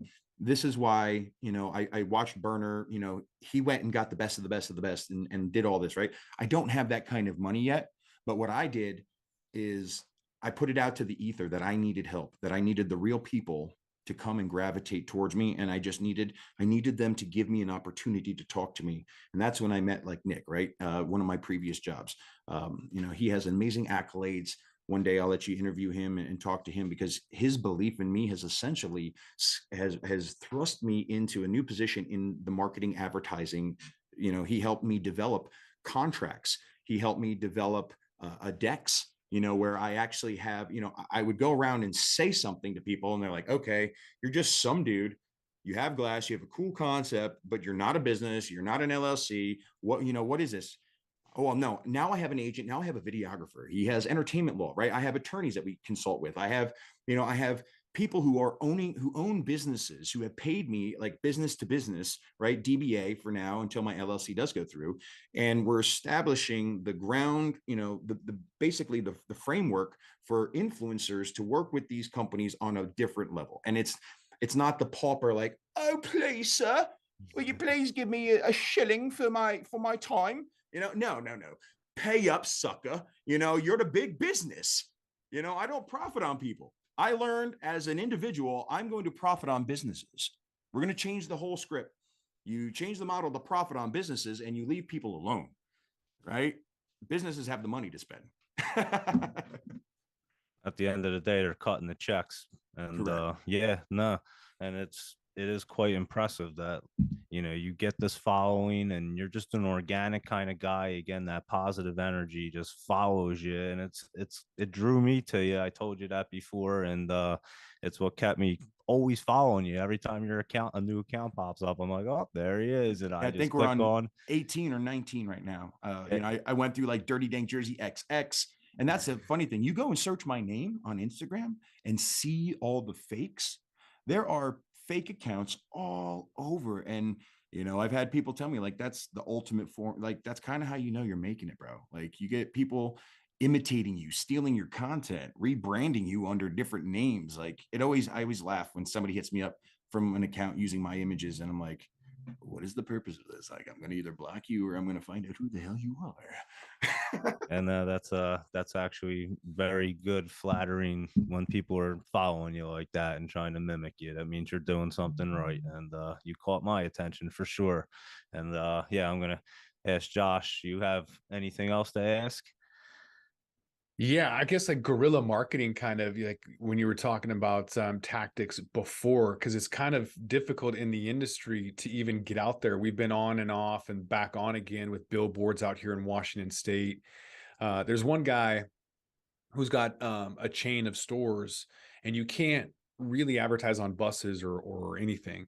So he went out and he bought like a car wash, and he called it the same name. It's Uncle Ike's, dispensary, Uncle Ike's car wash. So he on the side of the bus, it says Uncle Ike's, and then in really small print, car wash. Yeah, so he's able to get away with it, I mean, it's not really like guerrilla marketing, but I'm trying to figure out like other ways that people that are getting in, in the Northeast, sure, opening up, how they can monetize or get their name out there. Absolutely. So perfect example, right? Like my dab bar, the problem that you just expressed, one of the number one things here in Jersey is how do we mitigate the risk and the legal responsibility to corporate events who want to have cannabis and offer this like an open bar to their constituents, to their patrons, right?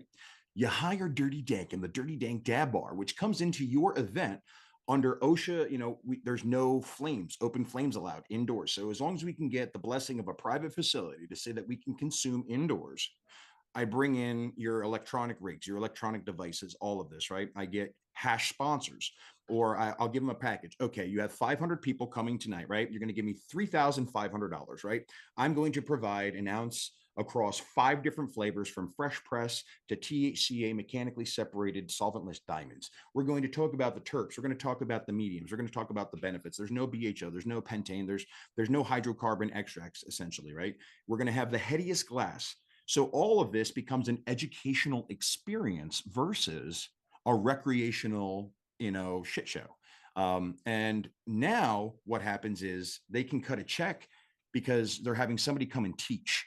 The cannabis is not a part of that. That is a gift from me. I'm not exactly sure of every attorney I've talked to this way. He says, as long as you do this way, everybody's 21 and older. There's even a contract. There's releases that we have signed. I'm actually in development with some people creating the SOP, or the standard operating procedure, for dab tenders, how to create a successful dab service, which we can eventually move into a license, right? Where you'll be certified in first aid. You'll have healthcare provider level CPR, because I've seen people green out, so if you're a dab tender and you're alone at these things doing this, you have to be able to identify when somebody's having some sort of syncope or some sort of, racing heart, or, and that's the only kind of thing I could see a municipality or a state worrying about, is providing a regulated product, without regulation, but to the point that on private property in a private building for private events, it becomes sharing. It's not gifting even. At the point where I am just sharing the education about consumption and using my glass with my products, it is not sales. There's no sale going on. So that's what I've been able to offer, and it's been game changing for me. And at that same time, that's where these other brands, brands that I work with, I say, hey, I'll do a whisper campaign, or I'll do, you pay me X, right? And when I'm doing these things, when I'm out there going to all these events, I will drop by, oh, hey, guess what, man? I've got this grinder, right? I've got this amazing grinder. It makes life so easy. And I cannot tell you how easy it is to start like these guerrilla campaigns. I call it lifestyle inception. And this is where the people with the big brain are finally seeing, like, holy crap. If I pay Dirty Dank Jersey across 6 months to take my product and market it into these, 3,000 different people, all of a sudden I at least have 1,000 new customers. So, stores, businesses that specifically have utilized me and marketed with me have seen big increases in sales. Their revenue's gone up. And to the point where I've actually had some businesses I've had to, walk away from because their ego gets out of control. And they just, they feel like, oh, well, we're doing so great now, we made you. And I'm like, oh, all right, I appreciate you. Have a great day. I'm going this way. You go that way. We'll see how long you're doing great that way. It's a mutual thing, and that's all. I always try to just tell people, like, hey, let's mutually benefit each other, right? It's not always about money, as long as the path and the doors are opening up for me to continue to establish myself in this industry and create my own lanes and opportunities. And I think that's a cool thing about cannabis too. It's a lot of mom and pop style thinking about, hey, one hand washes the other, and if we can keep that kind of community thing where it's about support rather than always exploitation and profiting, that's the hard thing. It's just, you have a lot of people who came from the outside when they saw that cannabis was about to become the new gold mine. This is the new .com bubble. This is, some people miss NFTs, some people miss crypto, but you have a lot of people that are trying to get into cannabis somehow. And so people who really weren't a part of the community, they were in CBD, they were in art, they were in this, they did all this other stuff, right? They tried to come in and they tried to take over. And that's what's happening. There's kind of like a jockeying for position, like who's authentic, who's genuine, who's real, who's a profiteer, who's an exploitation artist. And that's why, going to these events, unless you go to these events and you hear and you meet and see the living, breathing dynamic, you're never going to know. And you're just going to fall victim to the profiteers and the predators hiding in, sheep's clothing. No, you definitely have to show up at the events and be in the industry. But I'll tell you what, John, Dirty Dank, interesting. Always, I love talking to you, even if it's just a text message. I greatly appreciate you coming on, joining us. And yeah, we're definitely going to have you on again, because I know you could just talk for hours and enlighten us, and we'll talk about any other subjects. But I really appreciate your time. And Josh, anything to end with? No, I guess if he's offering some services, maybe like figuring out IG recovery from anybody else who's getting their stuff shut down. Yep. Discord password recovery. Yep. I work with somebody, so I also have bong fairies right now. They are these different, they were porn stars and stuff I met at this expo, and I'm trying to show them, hey, put some clothes on, or, let's find other ways that you can profit. Come to Cannabis. Let me show you what you can do. One of them actually met somebody, I don't want to give it all the way, but they had to get their account back. They had many hundreds of thousands of followers. These girls depend on these IG accounts for their lifeblood. And she met somebody at Meta and now has a direct link to get accounts recovered on Instagram and Facebook. It is mind blowing. People were paying $10,000, $15,000 for this service, and it's a phone call for this beautiful woman. I'm like, what? So yeah, maybe we could definitely help people with that in the future. That'd be great. Awesome. Well, thanks again. I appreciate it. And we will be in touch for sure. And go ahead, plug your website and dab us out of here. Absolutely. It's www.dirtydankjersey.com. You can get me on Instagram at certified DDJ. That's CERTIFIED DDJ. Twitter, it's NJ Gasquatch. And yeah, we're going to rip this RJ Glass Pedro in cotton candy tech. Got our Evan Shore Banger Dobby Glass carb cap and some amazing cheese hash, solventless fresh press, right out of the great state of Maine. Yeah, I learned so much about hash and a lot of stuff from you, just because you're always introducing new strains and different things. And yeah, I love it. Just keep up that passion, that positive outlook on things, and I will always be following along. Absolutely, fam. Much love. I appreciate it. Stay stony, no baloney on nothing phony. Awesome. Thank you. Have a great day, and we will see you soon. Much love. And we will be back with the Green Rush Live on a Friday evening.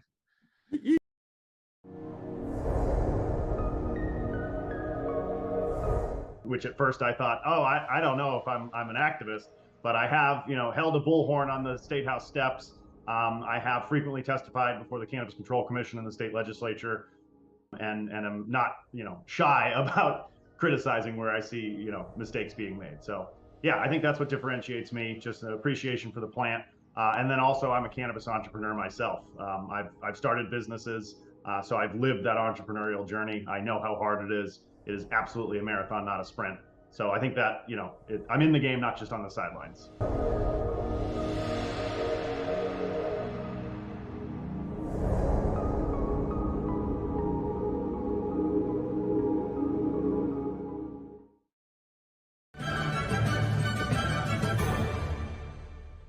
Weed Talk and In the Weeds are two productions of Pro Cannabis Media supported by Revolutionary Clinics, one of the top medical cannabis dispensaries in the Massachusetts area, now with 3 locations in Greater Boston, 2 in Cambridge and 1 on Broadway in Somerville.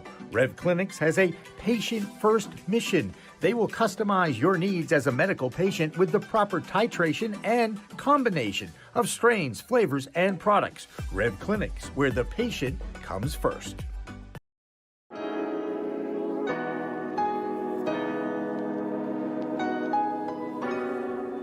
So the reality of the matter is, big banks and small banks are going to be different in a lot of ways. And they're both going to have their advantages and disadvantages. For a business like Cannabis, you really have to have an integral knowledge of that business and a real granular knowledge of that business and the players involved in it. And that's why if you look at the banks that are successful to play in this space in Massachusetts, They are smaller banks that are very heavy, intensified personal touch, human communication, where you don't get a lot of that with the bigger banks.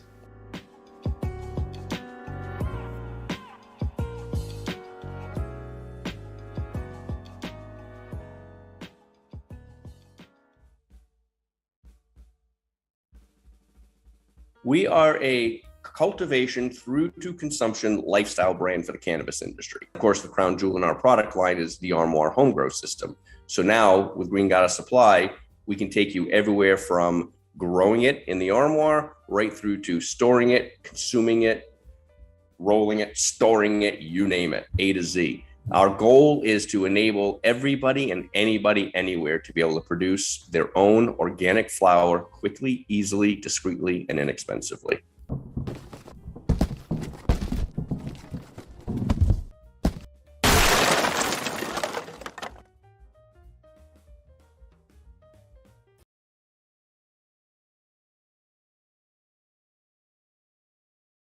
In the Weeds live special is supported by Yellow Labs.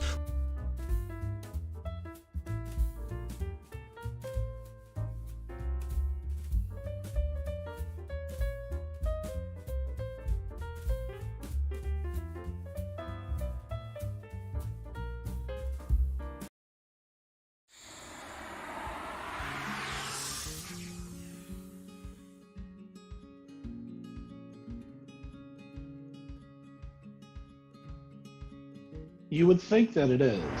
However, there's quite a bit of debate right now in the accounting industry when it relates to cannabis with this exact question. I'm part of a few different networking groups that are solely accountants for cannabis companies.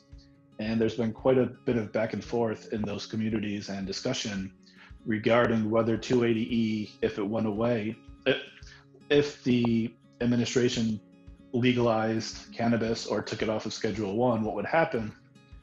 And it could go either way right now. The debate is it can make the accountant's life much easier. That's what a lot of the inexperienced accountants are saying right now, it seems, whereas the accountants that have been in this industry for a while and have gone through the same thing that happened with hemp a few years ago are saying that it will make lives more difficult, because when hemp became declassified a while back, the accounting became more complicated.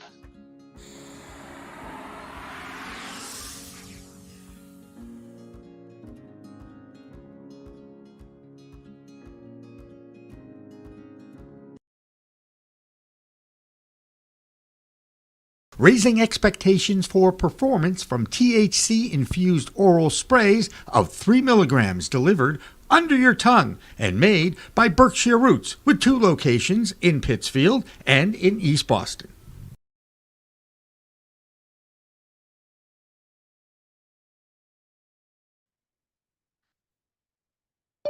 All right, welcome back to the Green Rush Live. I'm Josh Kincaid from the Talking Hedge. We got Doug Miller here as well. We're going to have a good guest on as well, Carrie Alcotti. She's a founder and CEO of 420 Media. But before she jumps on, we're going to chat briefly about ChatGPT. What does AI say about the cannabis industry? Obviously, lots of issues. I'm on the West Coast, you're on the East Coast. So we've been going through a lot of issues for a long time, and you guys are now going through those issues. So always fun to reflect on pain points, just not only to try to help people out, but avoid pitfalls, right? So if you're going through it, we can help you. And obviously, if you're paying attention, you can avoid those things. So current issues with cannabis media specifically is sensationalism. So saying a lot of these news stories are just about sensational rather than topics providing balance or accurate information. Lack of diversity, misinformation, stereotyping, legal restrictions, and then advertising influence are issues. So I don't know. What kind of issues are you seeing in Jersey right now? Hello, how are you? Oh, hey, Carrie. Hi, I'm good. How are you? Very good. Sorry about that. It's all right. New stuff, new place. How you doing? Good. You're with us, Carrie Alcotti, founder, CEO, 420 Media. How are you? I'm so good. How are you? Doing good. You were in Arizona, right? But you're that's not an Arizona accent. You're from New York, but you've done a lot of time. I met you in Washington. You've been in the industry for a really long time, so wanted to bring you on and chat about things that you've seen. So we were just going to talk about like Chat GPT, because there's issues that have happened in the West Coast that the East Coast can avoid if they're paying attention, if they want to, even though most of them probably won't.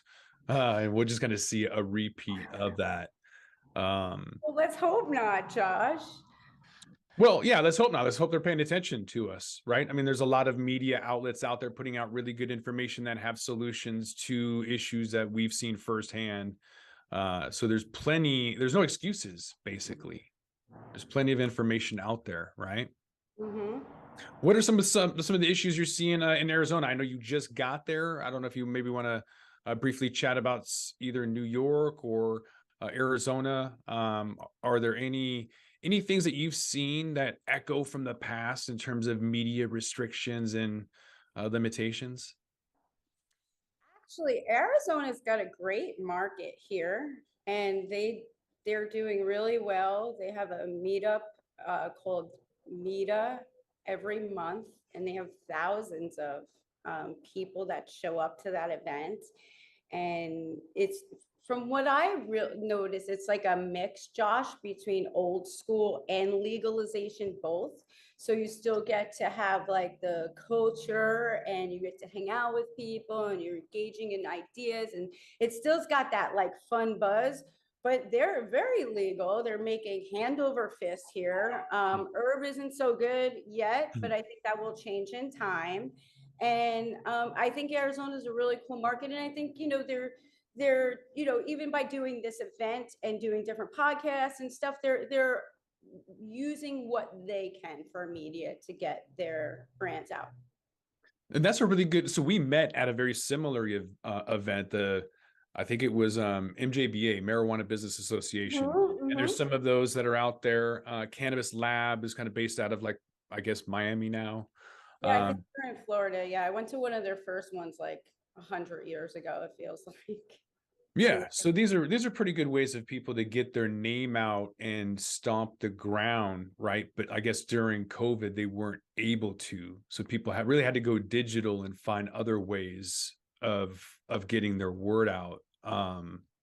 What are some things out there that you've seen, creative, unique, available, all of that good stuff? Well, I mean, without talking about ourselves and how awesome our content and opportunities are, I think that. Now your dog is letting you know that was a softball throw up for you to talk about some of the things that you're involved with. Carrie's been around for a long time, has a lot of media. So in addition to 420 Media, she's got an app. She's got a company called Cannabis TV, a lot of content, Super Bowl, Marvin Washington on there with cannabis, talking about active cannabis lifestyle and football and stuff. So I was setting you up for that. Introduce me to your co-host properly. We haven't done that yet. Oh, that's all right. I am Doug Miller. How are you doing? Hi, Doug. I'm great. How are you? Excellent. And I was checking out your platform. It's awesome. I was watching some videos earlier, and yeah, we do want to talk about that platform, because I do want to give you some plugs, and it's a really cool platform. You have a lot of educational information on there, and yeah, tell us about how you really got to that platform, because I saw you build an app for it and you really are pushing it along. So I want to hear a little more about that.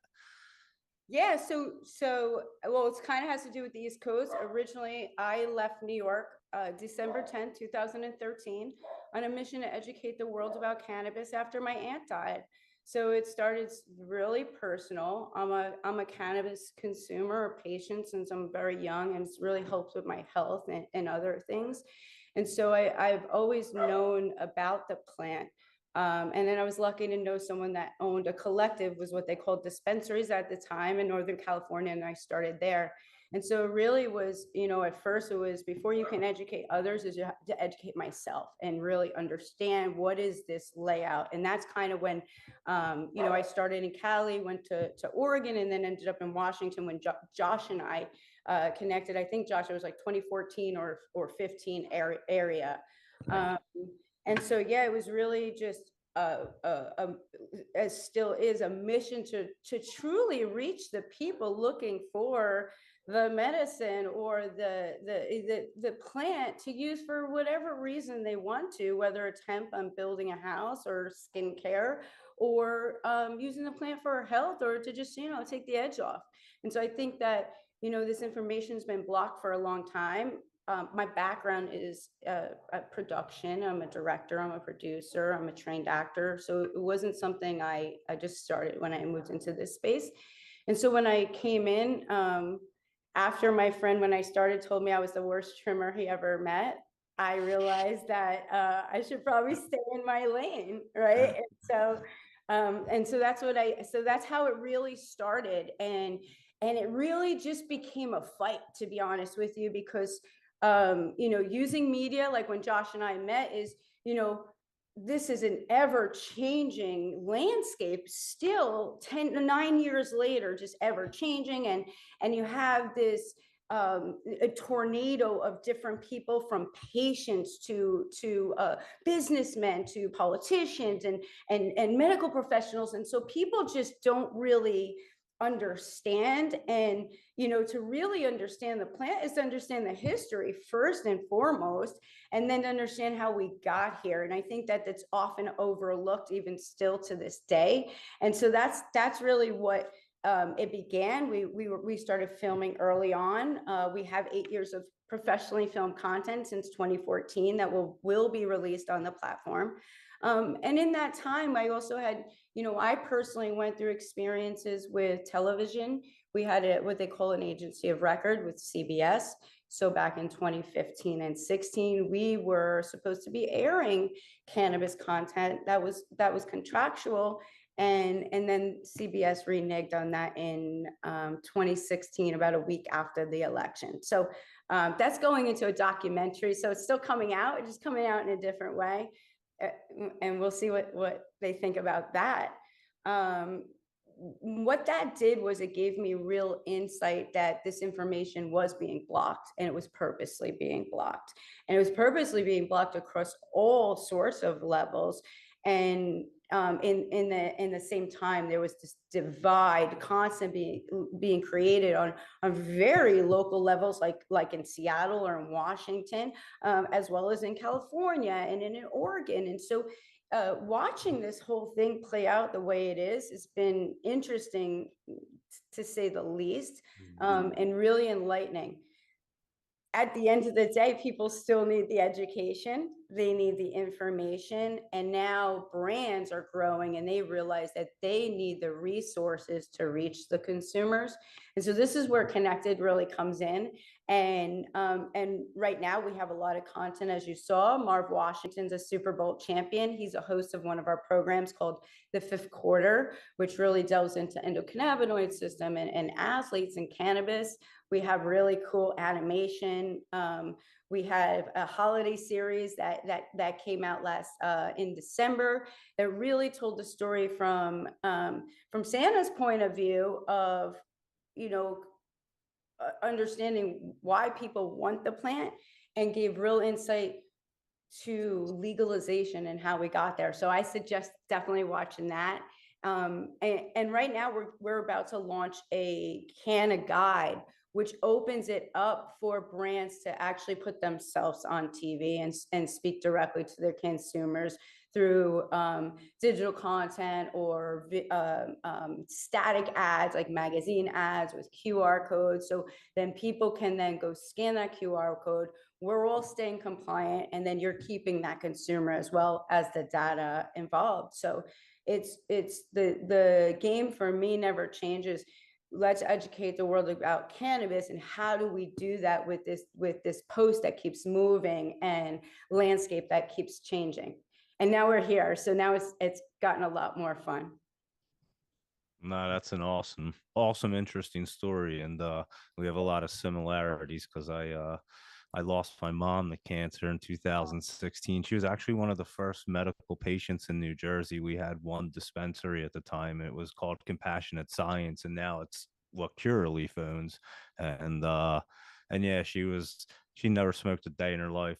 I've been in the legacy market. I'm 42 since I was 15. I can count on both hands how many days in my entire life I haven't smoked. So I loved the cannabis plant, and there was a major reason why. I had really bad allergies, and when I was 15, I smoked, and it was the first thing ever that ever relieved my allergies immediately. And I was like, this is something amazing. And I'll tell you what, I've been a pothead ever since, and I've been very happy to say it. And I've always been pro cannabis, and I never liked alcohol. I always thought everything else was garbage.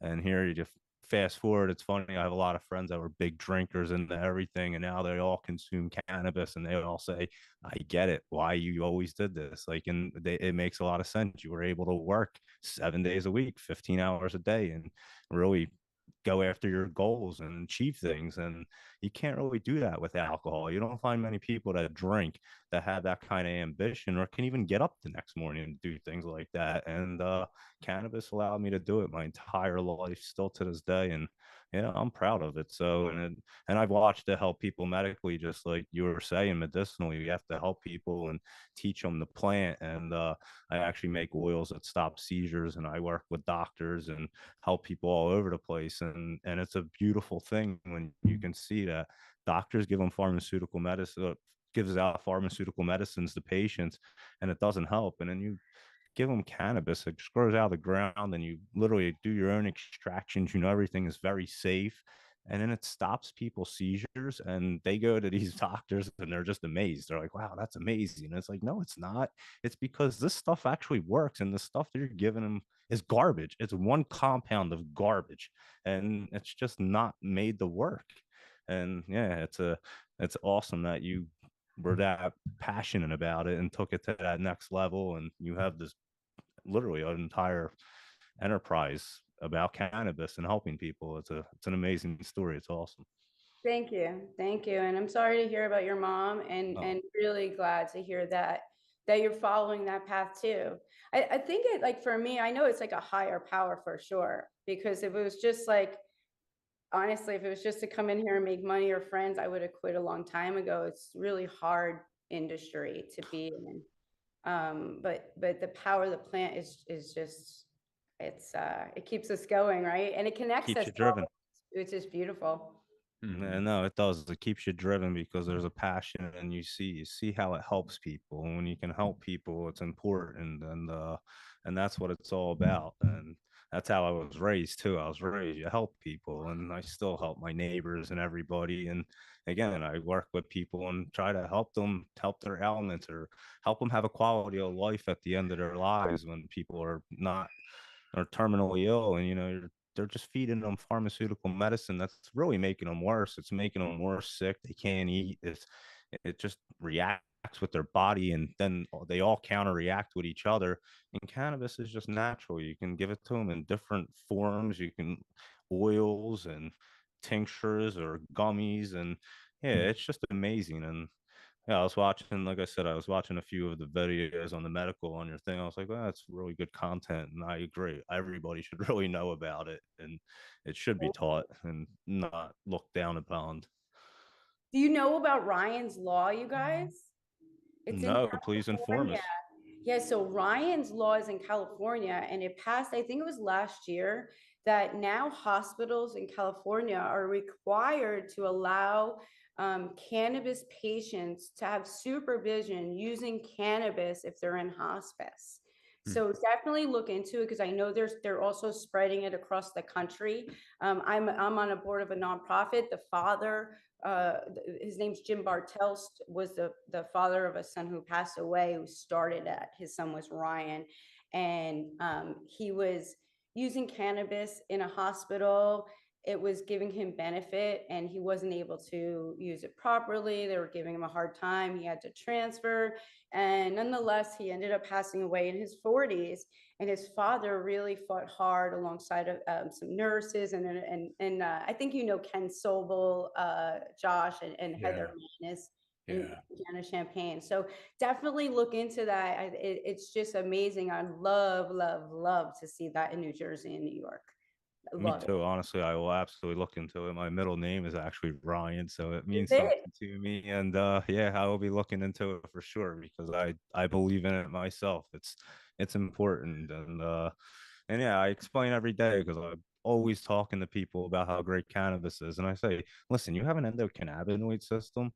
And it's proven like you actually need these cannabinoids. It helps your life. And I'm like, I'm 42. I do pretty well. And I've been smoking a lot. I'm not a drinker or anything else. And I said, like, look, it does work. And some people catch on, but you know, it's hard. Some people are just in that mindset that it's bad for you. And it's hard to change some people's minds. But I love your educational content that you're providing because you're making that difference in the cannabis industry. Thank you so much. That really means a lot. It really means a lot. Thank you.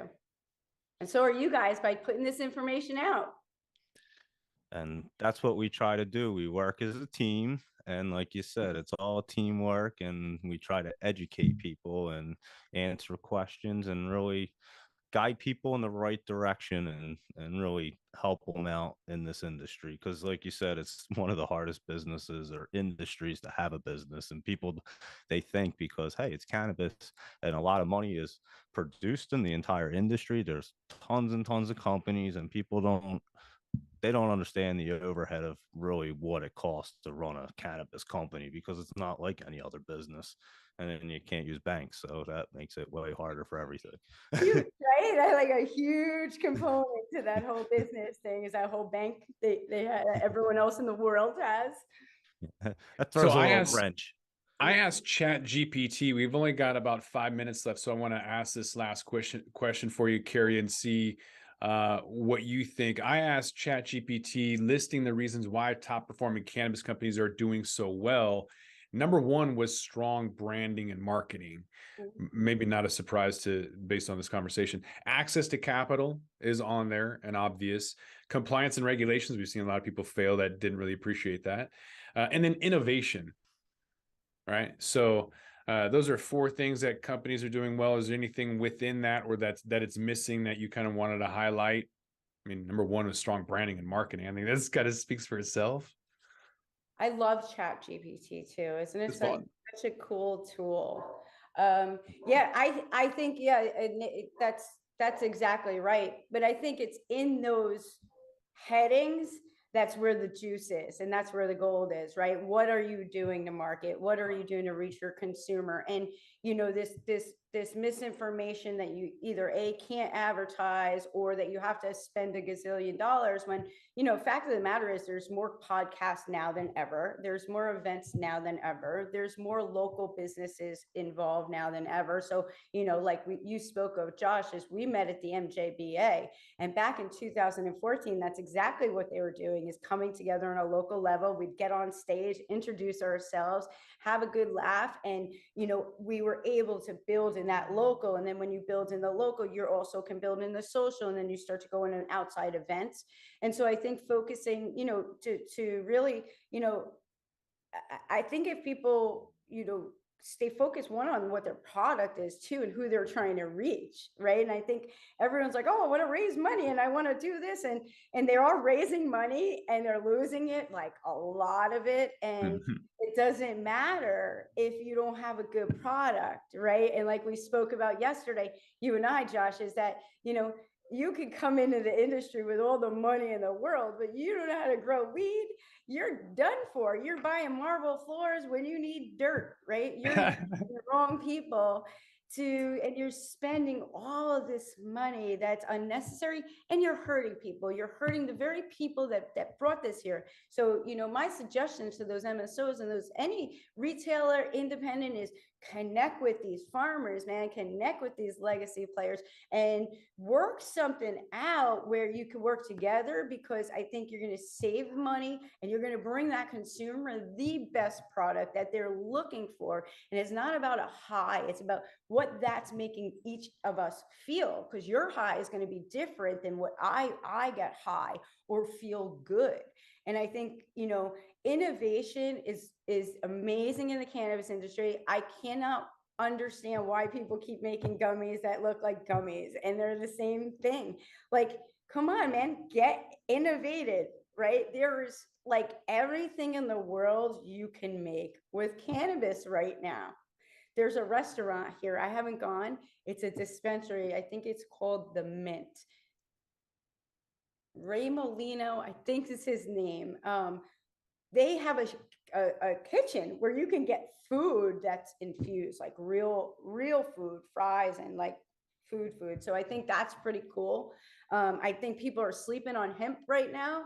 I think really, like, again, in the clothing, in the housing, I think they just passed that into the housing codes as well. So you know, all these like new markets are opening. I just confirmed I'm working on a 420 conference in the Virgin Islands that we'll be announcing next week. So again, super innovative. You've got tourists, you've got islanders. So I would love to see people make me want to come to your town to explore that cannabis journey. And don't everyone try to be like California, be like yourselves, and then maybe get the farmers that you might need from California to help you grow to the best in your environment, knowing that the knowledge that they have, right? And the connections to the good genetics and all that good stuff. So you got a lot of knowledge. You got a lot of shows about genetics and a lot of stuff. If people want more information and get more connected, where can they do that at? So everyone download Connected TV, please. And you can get the links at connected, CANNECTED.TV.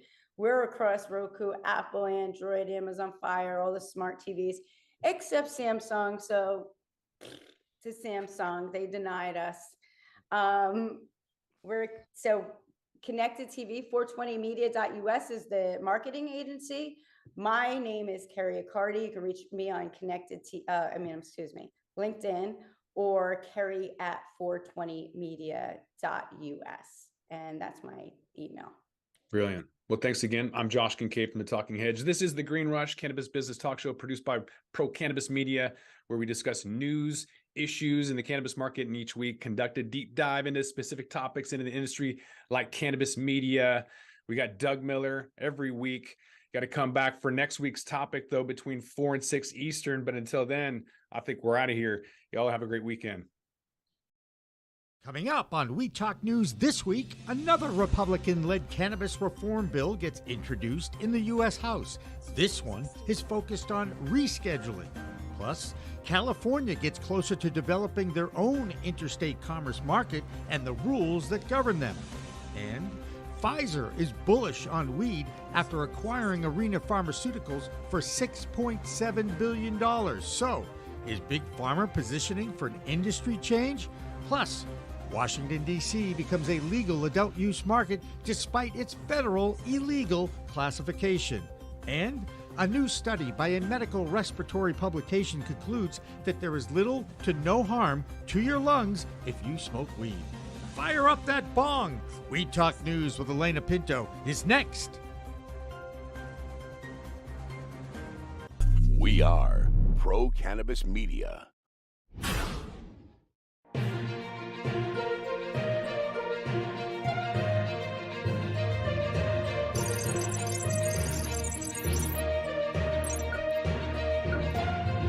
Hi, everyone. I'm Elena Pinto, and welcome to this week's Weed Talk News. There may be more movement on Capitol Hill when it comes to cannabis reform, yet again, at the hands of the GOP.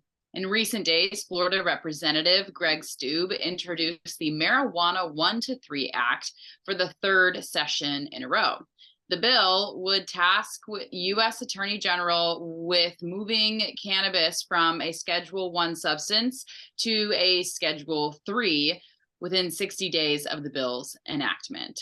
Removing cannabis from its Schedule I status under federal law is something President Joe Biden has already called for, but hasn't yet happened. And while some think cannabis should be pulled from the Controlled Substances Act altogether, the congressman debates that rescheduling it instead could be an interim move to promote more in-depth research into the plant. Meanwhile, down the street in DC this week, the mayor there signed the Medical Cannabis Amendment Act, a bill that in essence sets up DC's own adult use market. The legislation would eliminate caps on cannabis licensing, give business operators tax relief, prioritize equity businesses, and even allow on-site consumption facilities. The bill also codifies that people can self-certify as medical cannabis patients without needing a doctor's recommendation. However, MJ Biz Daily reports that under Washington, D.C.'s Home Rule Act legislation passed by the mayor and city council goes to Congress for a 30-day review, meaning the Democrat-controlled Senate and Republican-controlled House have until early March to potentially squander the plans. And by the way, where do things stand with banking? Well, Jill Goldsberry has the answer. She kicks off our state-to-state roundup with the New Jersey report. Good afternoon. I'm Jill Goldsberry, your We Talk News New Jersey correspondent. And here's what's happening in cannabis news this week. As you may already have noticed, lots of dispensaries are opening up in our state. The problem is we're facing a little bit of a cannabis crisis. They have nowhere to bank. So advocates and stakeholders remain frustrated with Congress because they were unable to pass the recent marijuana banking bill as of the last session and the latest reforms that they wanted to bring along with it. But now they're looking at how this can be achievable with the current 118th Congress now that the Democrats are no longer in the House. So we have our own Senator, Cory Booker, who initially supported blocking the Safe and Fair Enforcement Banking Act. But now he's done a little bit of a turnaround and he's looking at a compromise to get the bill passed and get something done. He remains committed to incorporating equity into legislation and plans to work this session to get this done, but the task obviously will be steeper. So our neighboring senator, Senate Majority Leader Chuck Schumer, has really taken up with the Republicans to kind of fault them for their lack of persistence in getting this package on the floor, particularly the Safe Plus package. And now that we currently do not have a clear policy position from President Biden's office, as far as we know, his stance is that states should be able to create their own cannabis laws without federal intervention. And we will stay on top of the story to see what happens with that. And in other cannabis news, but going back to that, as it stands, we may not have banking in New Jersey for cannabis entrepreneurs for a few years. So that's where that lands. However, in other news, women in cannabis are being honored. They were being honored this week at Attain Health. The Just Us Foundation has teamed up with Attain to honor women in cannabis. Most recently, Cheryl Murray Powell of the Just Us Foundation sat down with Mary Lynn Mather, who is she's a legacy canna nurse from Patients Out of Time, which is an organization I urge you to take a look at, patientsoutaftime.com. They're an advocacy foundation for patients in need of cannabis, medical cannabis. So take a look at that. Mary Lynn Mathers was honored this week. She is one of the advocates of cannabis for patients since the 70s.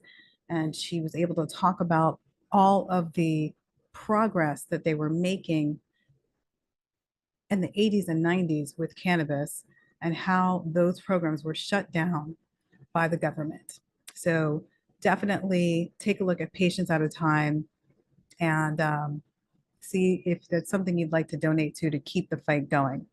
In other news this weekend, if you're interested in getting to know how the business works, find out about expungement and all of that, you can take a little trip on down to Brooklyn to a workshop called the Take Action Workshop being produced by canaware.org this Saturday from 1 to 5 p.m. at 57 Graham Avenue in Brooklyn, New York. You can go to canaware.org for more information on that. My name is Jill. I am your New Jersey correspondent for We Talk News. Thanks so much for listening and have a great evening. Cannabis cultivators in the state of Vermont want a new name. Growers in the Green State are urging regulators to designate cannabis cultivation as agriculture, which would give them significant tax breaks and potentially allow them to break into the budding legal market. Jessie Lynn Dolan has more from Vermont This Week. Jessie Lynn Dolan from Vermont Cannabis Nurses, and this is the We Talk News Vermont Report. The Agency of Administration released the year-end tax data for Vermont's cannabis retail sales, which has surpassed $6 million in 2022. The Vermont Cannabis Control Board's first meeting of 2023 was on January 30th, where they approved 23 new adult use licenses, including 9 cultivators, 9 manufacturers, and 5 retailers. At the January 30th meeting, the board reviewed their 36-page report on social equity intended for legislators to share market data on the participation of social equity and economic empowerment licensees. On Friday, February 3rd, Vermont Growers Association hosted an industry affairs call to discuss 2023 rulemaking priorities, reforms, and anticipated cannabis bills for legislation. Visit vermontgrowers.org for more info. Also on February 3rd, the Green Mountain Patients Alliance held their first of a monthly online support group for patients and caregivers. For more information on that, visit greenmountainpatients.org. That's the Vermont Report for Weed Talk News. I'm Vermont's cannabis nurse, Jessie Lynn Dolan. The Vermont Cannabis Report is supported by another Green Mountain business, Canatrol, winner of High Times Best Dry Cure System. Check them out at canatrols.com. Is Big Pharma betting on the budding weed industry? You might say so if you look at Pfizer's newest move. Forbes reports the pharmaceutical and biotechnology company recently signed an agreement to acquire Arena Pharmaceuticals to the tune of $6.7 billion. Arena Pharmaceuticals is a biotech company with a pipeline dedicated to cannabinoid-type therapeutics. And with its acquisition, Pfizer is promising cannabinoid-based bowel disease treatment. Quite a different market than creating a vaccine for a global pandemic, but we'll take it. And this move is sure to impact shareholders. So let's get the latest cannabis stock holdings from High on Wall Street's Doug Miller. Hello, everyone. I'm Doug Miller from High on Wall Street with this week's cannabis stock report for Weed Talk News. I just want to go over the major cannabis stocks since we're starting the month of February and things look like they're going to get popping. So let's just go over some. Aurora Cannabis, stock ticker ACB. It's been moving up and it should continue. Curaleaf, stock ticker CURLF. Remember, they dropped huge news last week. I said it was going to bounce off the bottom.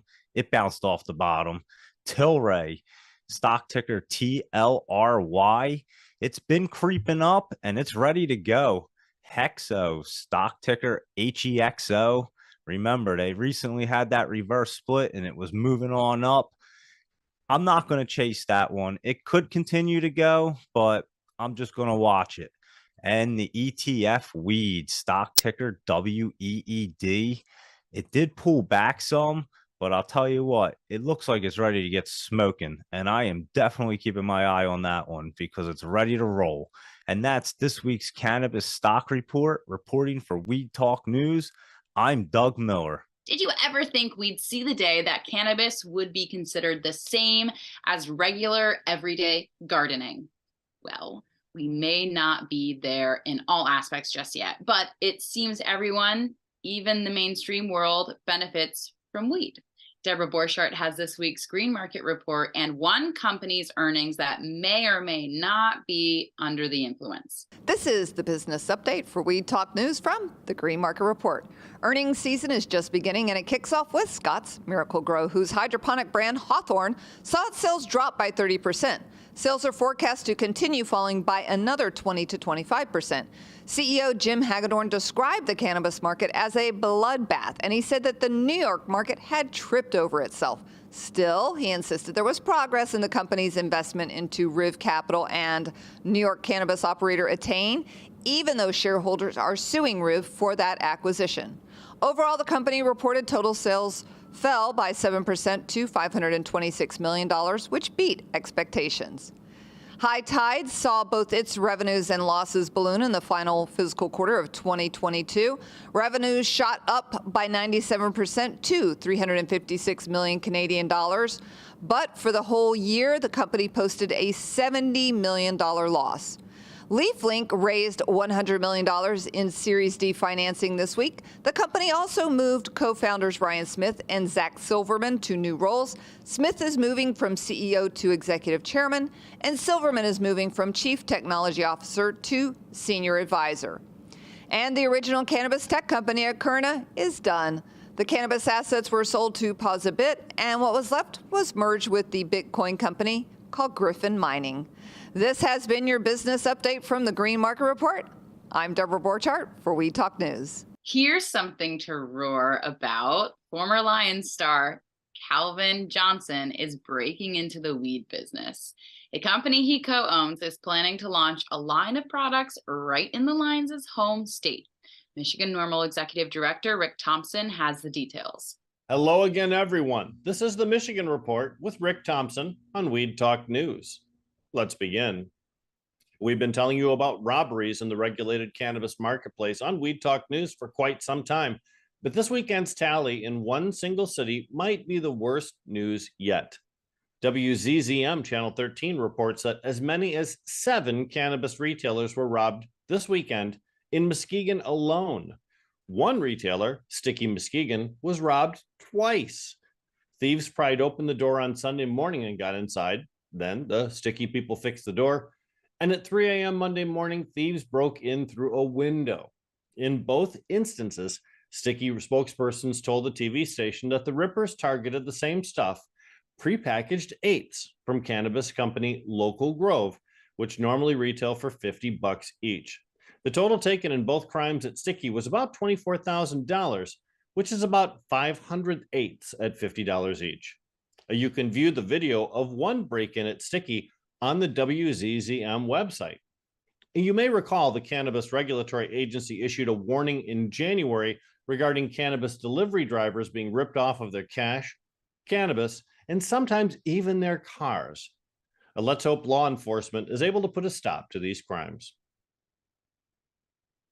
The state of Michigan issued more than 10,000 pre-employment drug screens last year, according to a new Free Press article. And the number of people being rejected for employment consideration due to cannabis use is rising rapidly. Now, we all know many people don't even try to get a government job if they use cannabis, even medicinally, because of the across-the-board testing policy. But some people do try. In 2018, 49 people failed their drug tests due to cannabis.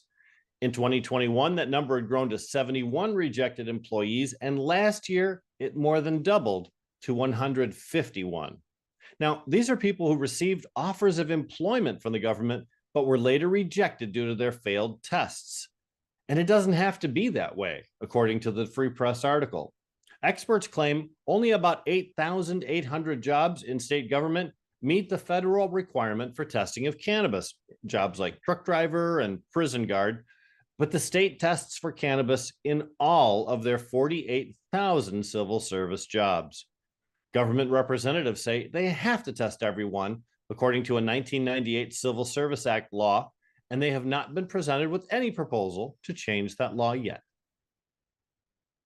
Oh, and there's big trouble for former Speaker of the House, Rick Johnson, who is also chairman of the Medical Marijuana Licensing Board. That board was created by the legislature and served to screen out people with poor moral character or a hidden criminal background and prevent them from obtaining licenses to operate medical marijuana businesses.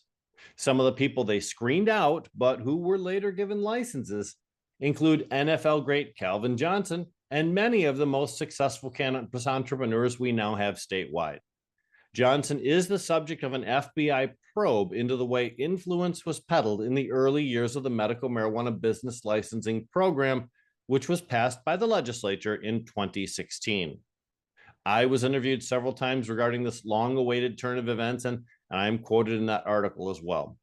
Johnson is accused of advancing certain applications to the front of the line at the request of his lobbying friends, and that he failed to properly account for benefits and monies received. The period of time being investigated stretches out earlier than his appointment to the licensing board. Now, there have been grand jury hearings, subpoenas for records, and the government has seized Johnson and his wife's electronic devices. Now that Michigan's legislative houses are both Democratic and the Attorney General seems motivated to root out the corruption in the state capitol, we may see more investigations of this nature launched into how some people received preferential treatment in cannabis licensing from governmental agencies. This is an evolving story. And that's it for the Michigan Report with Rick Thompson on Weed Talk News. Overseas, more countries are considering legalization, and Lex Pelger has all the details in this week's Europe Report. I'm Lex Pelger from White Whale Creations with the European Cannabis Report for Weed Talk News. Today's news comes from two old hemp countries. In Italy, Ellie Schlein, a leader of the Democratic Party, advocated for the legalization of cannabis. But this caused dissension not only with her own party, but a lot of pushback from the right. Now there are memes going around the internet with pot leaves on her head. So Italy is moving forward, but not very quickly. Then, here in France, the Economic, Social, and Environmental Council proposed a legalized framework for cannabis. They did this for reasons of public health, as well as for drying up the illegal market. However, Macron has been wishy-washy on the issue. 5 years ago, when he was Minister of Economics, he said it was worth considering. But last year, he said he's against it. Also here in France, they did testing of hemp samples. Half of the samples came out high above the legal limit for THC, and a quarter of them had almost undetectable levels of CBD. So the quality issues that are plaguing the US market seem to be happening here in Europe as well. That's the European Cannabis Report for this week. For more on the science side, see my newsletter on Substack, Cannabinoids and the People. I'm Lex Pelger from White Whale Creations for Weed Talk News. Let's get more international news now with Debbie Facey in Canada. Hi, this is Debbie Facey from Weed Talk News, your Canadian correspondent with this week's Canadian Toke. This week we'll be having Canada is two articles from StatsCan. And StatCan had a readjustment when it came to the edibles and the complaints that have been coming in when it comes to the higher concentration level. In Canada, as you or may not know, is 10 milligrams per gram. In that case, most products, especially when it comes to edibles, is a 10 milligram max, which means either you see a bar which equals out to 10 milligrams or you'll see maybe 2 gummies. With that being said, what some companies had done, which was create edibles with concentrates, which made them a higher dose in the THC milligram component. With that being said, that has now made StatCan a bit weary when it comes to now putting a cap on the edibles and what they are allowed to be made out of. And for those consumers who are now used to the THC potency, going to be going to the illicit market in order to gain that medication or that recreational product in order to obtain the same THC levels that Canada did allow and have on the market for over a year. Also coming in from StatCan is the kickback notion. With some companies, and if you are not aware, kickbacks are basically almost like a commission. It's pushing a brand over the next in order for them to obtain more shelf space and or popularity. In this case, it's shelf space. What most of these LPs would like to be doing is being able to create kickbacks for these companies in order to gain back money after having an abundance of shelf space available for their products. What that means, most of the smaller brands and the smaller shops aren't able to actually participate in these kickbacks due to the fact that they don't have the inventory space, the quantity, or the LPs don't have the abundance to be able to actually provide a kickback for these stores. What that has caused is a no kickback campaign. And that has now come into light when it comes to many of these LPs and their aggression when it comes to wanting their products not only showcased, but forefront when it comes to most of the other products that are also competing with them. Personally, I find that the cannabis market has an array and an abundance of products, and that has led to a disallowance when it comes to other companies or other entities that are like to enter the market, but are needing to enter the market now in other provinces due to the fact that Ontario has so many, not only LPs, but brands that are now floating and creating a big haze within our cannabis industry. This is Debbie Facey, your Canadian correspondent with Weed Talk News, coming at you with the Canadian Toke of the Week. Peace. And finally, if you're a cannabis consumer that worries about their lung health, fear not, at least according to one group of researchers. Forbes reported on the new study from researchers at University of Queensland in Australia, which examined whether chronic cannabis smoking was associated with damaging effects on the lungs, specifically in young adults. The researchers followed a cohort of 1,173 young adults, ages 21 to 30, over a 9-year period, and studied their every smoking habit, including whether they used cannabis, tobacco, both, or neither. And according to Forbes, the authors concluded that, quote, cannabis does not appear to be related to lung function, even after years of use. They also surmised that using cannabis with tobacco doesn't seem to add any additional risk to the lungs beyond the harms already associated with smoking tobacco.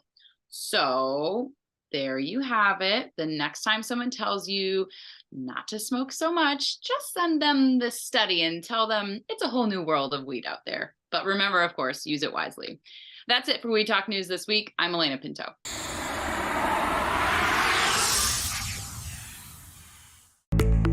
It's a whole new world of weed out there, isn't it?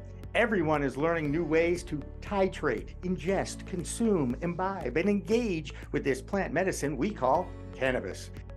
Hi, I'm Jimmy Young, the founder of Pro Cannabis Media and the host of In the Weeds, and once in a while, the really live business cannabis talk show we call Green Rush on Friday afternoons from 4 p.m. to 6 p.m. Eastern.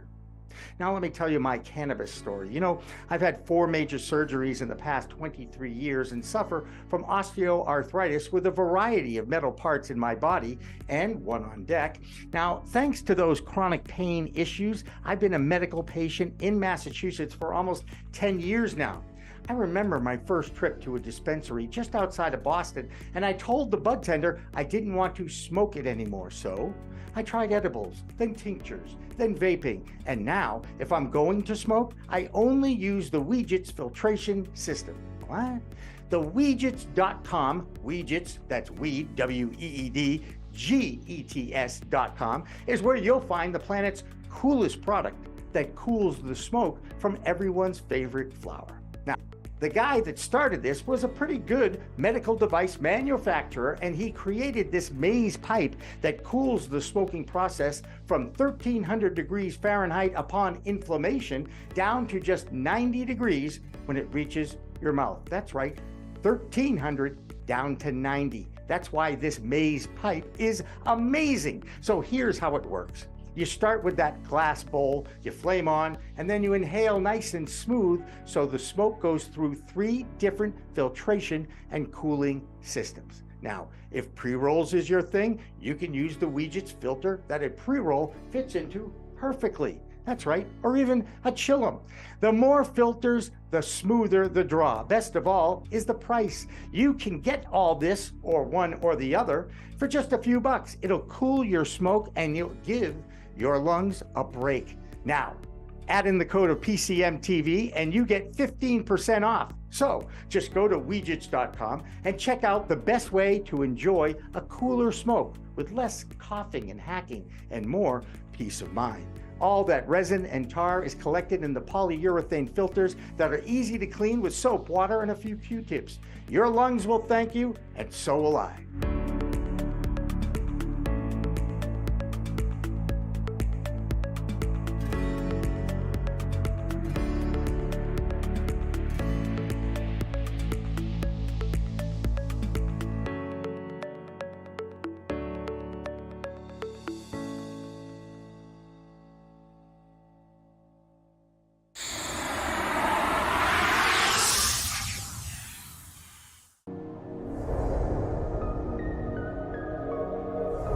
Which at first I thought, oh, I don't know if I'm an activist, but I have, held a bullhorn on the State House steps. I have frequently testified before the Cannabis Control Commission and the state legislature, and I'm not, shy about criticizing where I see, mistakes being made. So yeah, I think that's what differentiates me, just an appreciation for the plant. And then also I'm a cannabis entrepreneur myself. I've started businesses, so I've lived that entrepreneurial journey. I know how hard it is. It is absolutely a marathon, not a sprint. So I think that, I'm in the game, not just on the sidelines.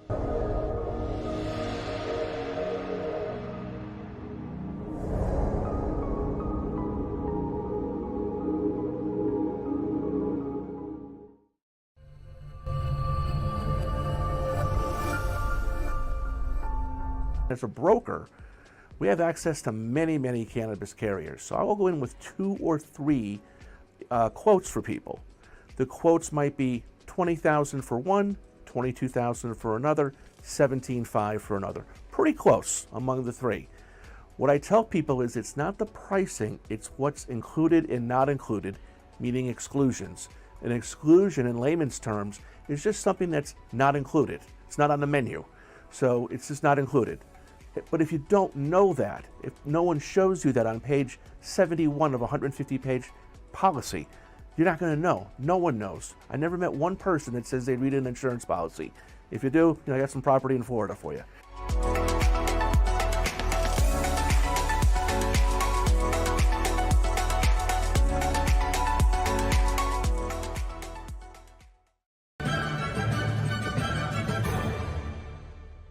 Weed Talk and In the Weeds are 2 productions of Pro Cannabis Media supported by Revolutionary Clinics, one of the top medical cannabis dispensaries in the Massachusetts area, now with 3 locations in Greater Boston, 2 in Cambridge and 1 on Broadway in Somerville. Rev Clinics has a patient-first mission. They will customize your needs as a medical patient with the proper titration and combination of strains, flavors, and products. Rev Clinics, where the patient comes first.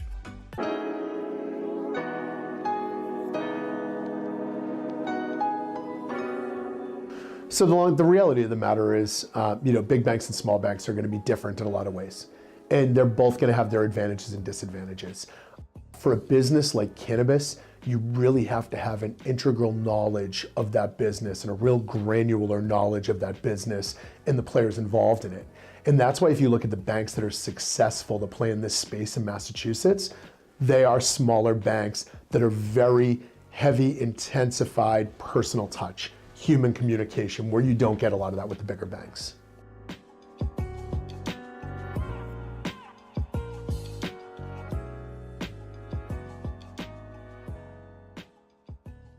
Bay State Cannabis Report is supported by Holyoke Cannabis, Holyoke's finest cannabis recreational experience.